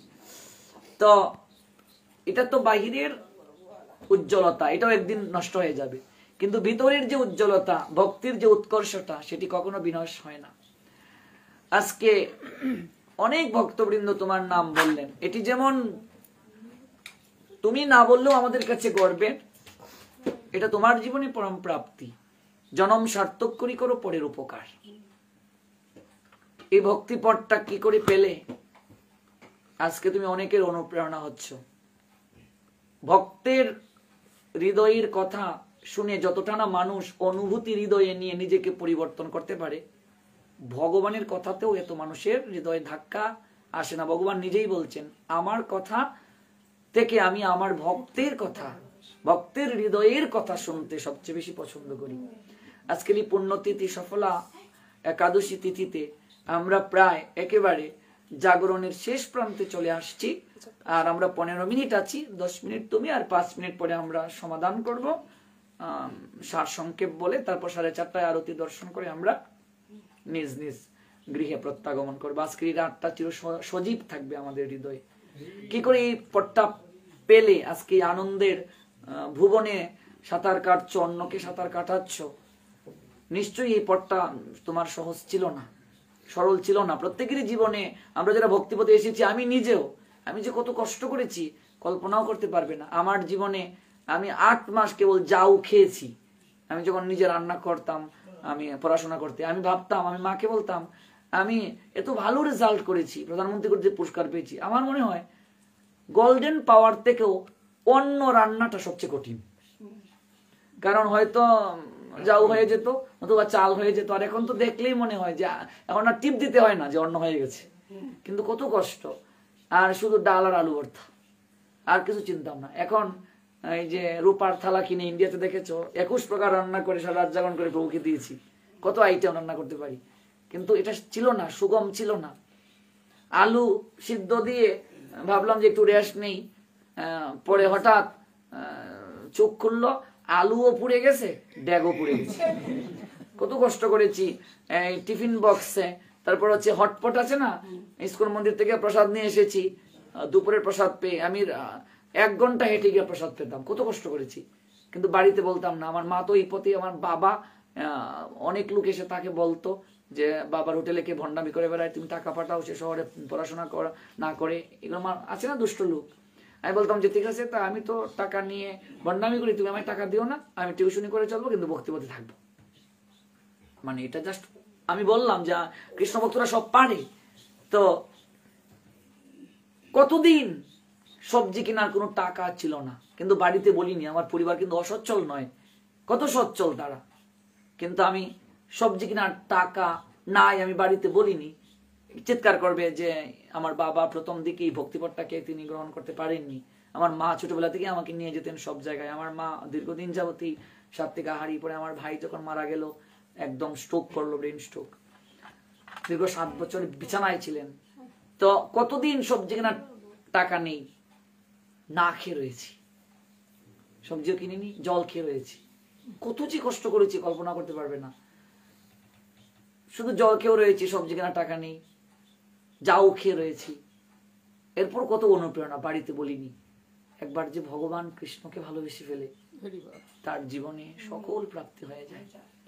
আজকে হাজার হাজার ভক্তবৃন্দ পাঠ শুনতে গিয়ে বসে থাকে। আমার বাবার সবচেয়ে বেশি পরিবর্তন হয়েছে এই কলমাখান্দায়, যখন আমি পাঠে এলাম অনেক আগে, প্রায় 8-9 বছর আগে। তখন এই কলমাখান্দার ভক্তরা বলে যে তার মা বাবা কেমন একটু দেখতে চাই, নিমন্ত্রণ। আমার মা তখন বিছানায়, আমার মা, আমার বড় ভাই সে খুন হয়, তার ডেড বডি চা বাগানে ঝুলন্ত অবস্থায় পাওয়া যায়। মা তখন পাগলের মতো হয়ে যায়, ব্রেন স্ট্রোক করে 8ই মার্চ 2010। তখন ডাক্তার বলছে একটা অপারেশন করেছে, ক্যানেল করে 5 ঢুকিয়ে দিয়েছে, চিন্তা করলেই এখানে জল জমে যায়, মূত্রতলির সঙ্গে সংযোগ, প্রস্রাবের সঙ্গে বের হয়। ডাক্তার বলছে যে এর থেকে আর বেশি ইমপ্রুভ হবে না, বিছানায় থাকবে। আমি সবসময় গোবিন্দের কাছে একটা প্রণাম দিয়ে বলতাম, ঠাকুর আমার একটা প্রণাম যদি কোনোদিন তোমার কাছে যায়। আমার মা আমাকে ছোটবেলা থেকে ভাগবতে নিয়ে যেতেন, কোনোদিন যেন আমার মা নাচতে ভালোবাসতেন, হরিনাম করে, একাদশীতে জাগরণ করে। এই কলমাকান্দা প্রোগ্রামে আপনি অবাক হবেন, যখন আমরা বাড়ি থেকে নৌকা রিজার্ভ করে নৌকা পথে এসে নামলাম কলমাকান্দা, আমার মা লাঠি ছাড়া হেঁটে হেঁটে উঠেছে। কলমাকান্দা জগন্নাথ মন্দিরের কমিটি, মা বাবাকে এই কদিন পরেই আমার বাবা বলতেন যে না, আমি তোমাকে আর বাধা দেবো না, এটাই শ্রেষ্ঠ পথ। আমি অনুভব আমরা ডাকার মতো তাকে ডাকতে পারি না। আমি প্রত্যেকদিন তাকে বলতাম যে আমার একটা প্রণামও যদি কোনোদিন তোমার কাছে যায়, আমার মা যেন সুস্থ থাকেন, ভালো থাকেন। আজকে তার এতগুলো সন্তান মারা গেছে, আমার মায়ের 3টা সন্তান মারা গিয়েছে, আমার বড় ভাই খুন হয়েছে। এরপর আমার মা আমাকে বলে তুমি যদি এই পথেই সারা জীবন থাকো, তোমাকে গর্বে রাখা আমি এই তারিখে কয়েক মাস বাড়িতে রয়েছি, নাইলে আমি বাড়িতে বছরে 2 বছরে 1 দিন গিয়ে থাকতাম। আমার মা বলেন মানে আমি তাকে কতটা ভালোবাসি। প্রত্যেক ঘরে দুঃখ কিছু দুঃখ মনে হয় না, প্রত্যেকটা ভক্তির জীবনেই দেখবে প্রতিবন্ধকতা ছাড়া ভক্তির মানে ভক্তির পথটা এত মসৃণ, এত কষ্ট। ভগবান পরীক্ষা করেন, তুমি আমায় চাও না জড় জগতের সবাইকে চাও। যদি জড় জগতের সবাইকে চাও আমায় পাবে না, আর যদি আমায় চাও জগতে সব পাবে। আমরা এই জনজগতের মোহ মায়ায় আমরা যুক্ত হয়ে আমরা প্রকৃত আপনার জন্য আমরা ভগবানকে ভুলে যাই। কাজে আমরা যে আমি এই যে এই পথে এসেছি, আমার এই আশাটাও কিন্তু এত সহজ ছিল না। আমার আত্মীয় স্বজন, পরিবার পরিজন মানে অনেকেই এটা মানতে পারেনি যে তুই লেখাপড়া এত ভালো রেজাল্ট করিস, কোন চাকরিতে অ্যাপ্লিকেশন করিস, অনর্গল কথা বলতে পারিস, তোর তো কত ভালো চাকরি হবে, তুই কেন চাকরি নিস না। আর আমি আমার এখনো আমাদের অনেক জমি, আমরা আমাদের জমি পা দিয়ে ফিলতে পারি যেতে, কিন্তু মানে এই পথে যারা এসে যায় তাদের একটাই ইচ্ছা, পথে আপনারা আমাকে গুরুর নিয়ে এই আসনে বসিয়েছেন, কিন্তু জড়জগতে তো আমি আপনাদের সন্তানের বয়সী, কারণ নাতির বয়সী।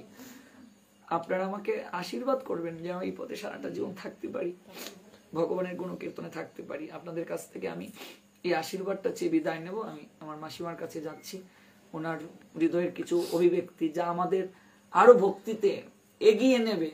তারা বলবে তারা এত কষ্ট করে যাচ্ছি মাসির কাছে। তুলসী দেবী উনি ওনার হৃদয়ের কথা 10 মিনিট আমাদেরকে জানাবেন, তারপর আমরা বিশ্রাম টানব। রাধে রাধে। জয় রাধে।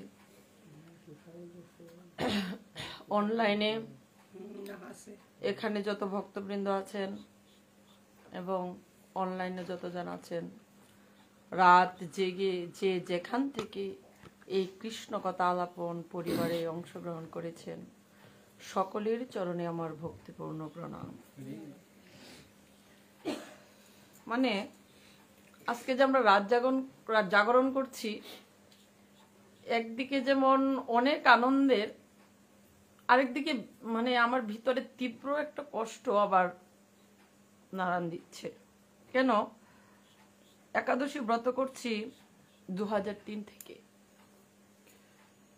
তাহলে এমনি নির্জলা করি 24 ঘন্টায়, যেহেতু এটা না বললি নয়, বলতেই হয়, যদিও এটা বলতে নি।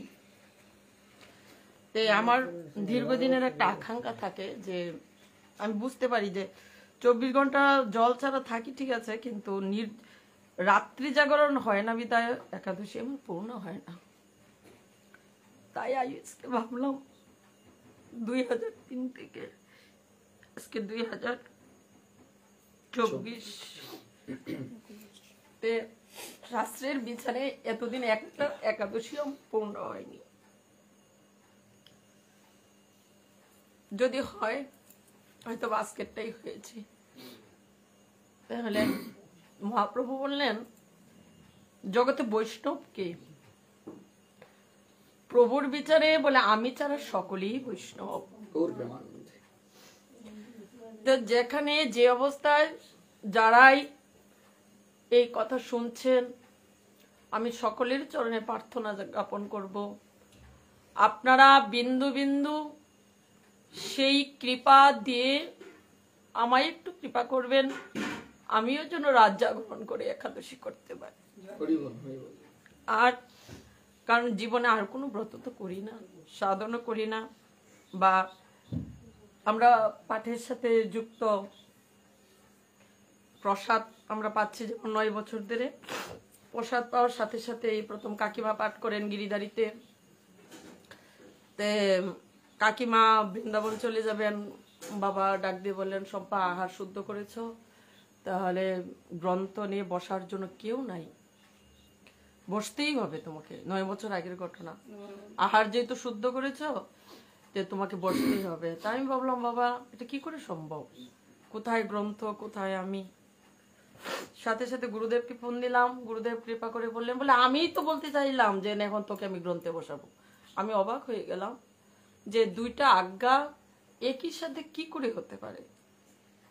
তো গ্রন্থ নিয়ে যে বসবো, বসার আগে তো স্বাভাবিকভাবে যেন মনের মধ্যে যে অবস্থা হয়, তা কাকিমা হাতে ধরে দিলেন, এইভাবে তুলসী দাও, এভাবে ফুল দাও, দিয়ে তিনি প্রথম আমাকে বসালেন।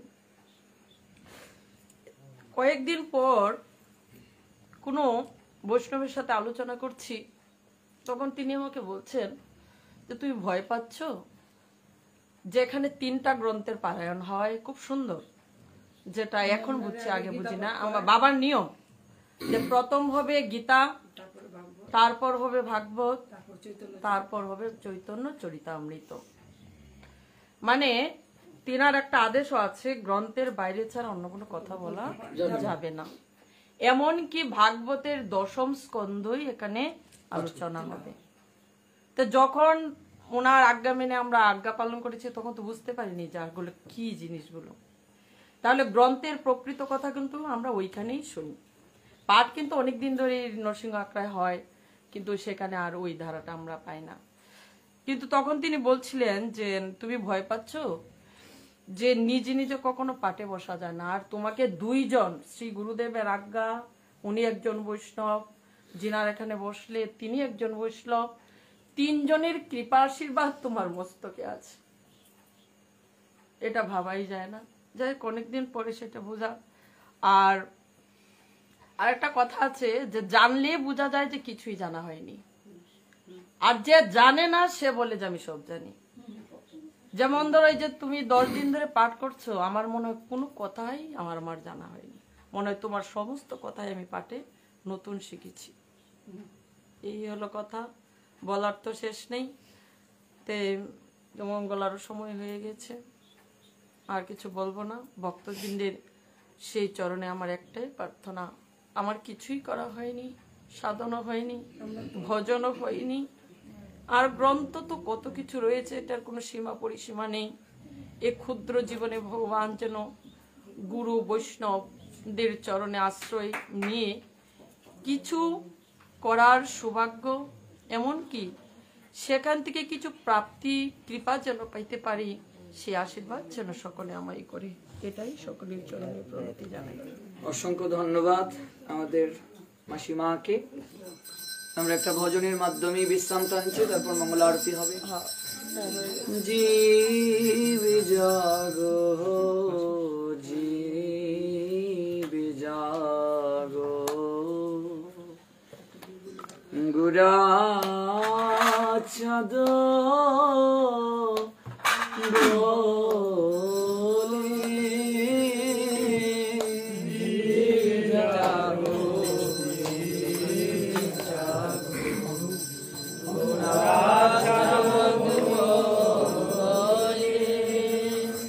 কত নিদ্রাজ মায়া মায়া পিশাচির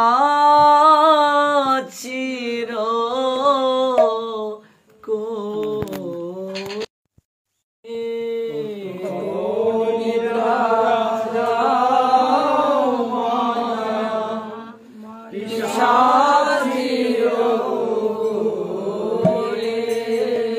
মহাপ্রভু স্বয়ং ডাকছেন, আর কত নিদ্রা যাবে, আবার অন্তত জাগো, আর কত মায়া পিশাচির কুলে ঘুমাবে।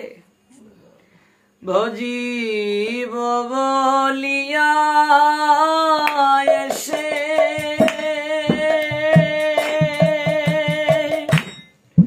সংসার ভিতরে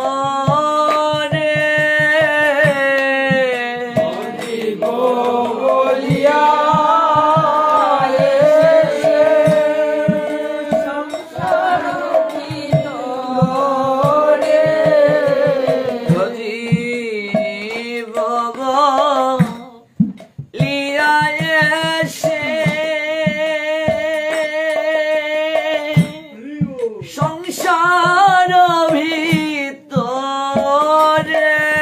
ভিতরে ভজিব বলিয়া এসে সংসার ভিতরে ভুলিয়া রহিলে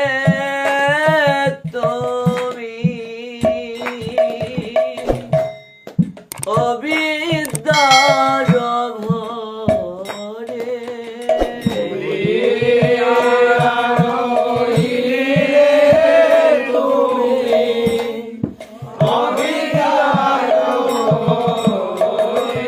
ভজন করবে বলে কথা দিয়ে এলে, আর অবিদ্যায় আচ্ছন্ন হয়ে ভুলিয়া রইলে। ওগো তোমার লো ইতে আমি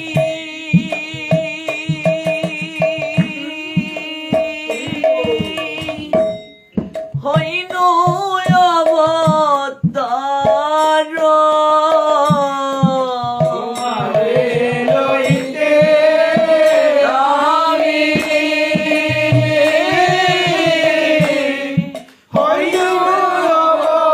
Oh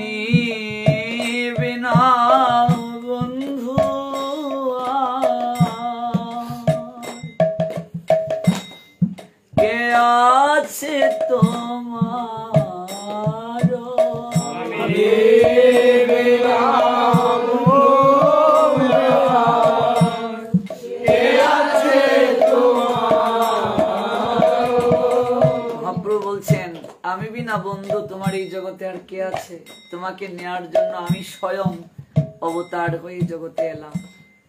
আমি বিনা জগতে তোমার আর কে আছে, আপনার জন কে আছে বন্ধু? এনেছি সতী মায়া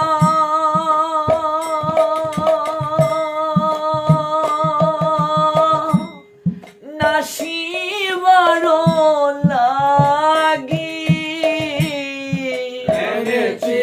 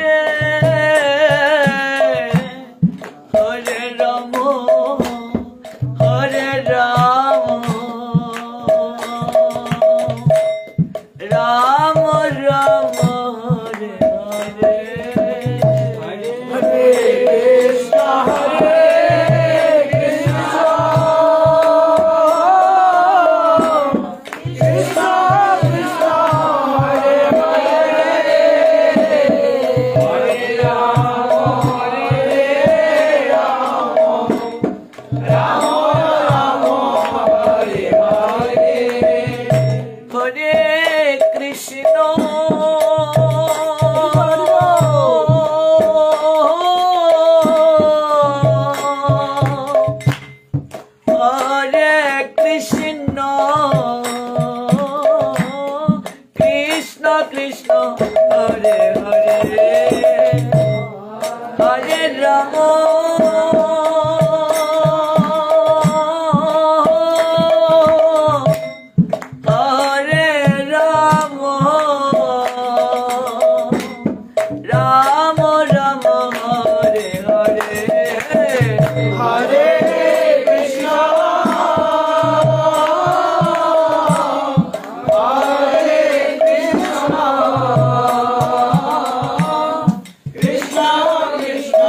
Hare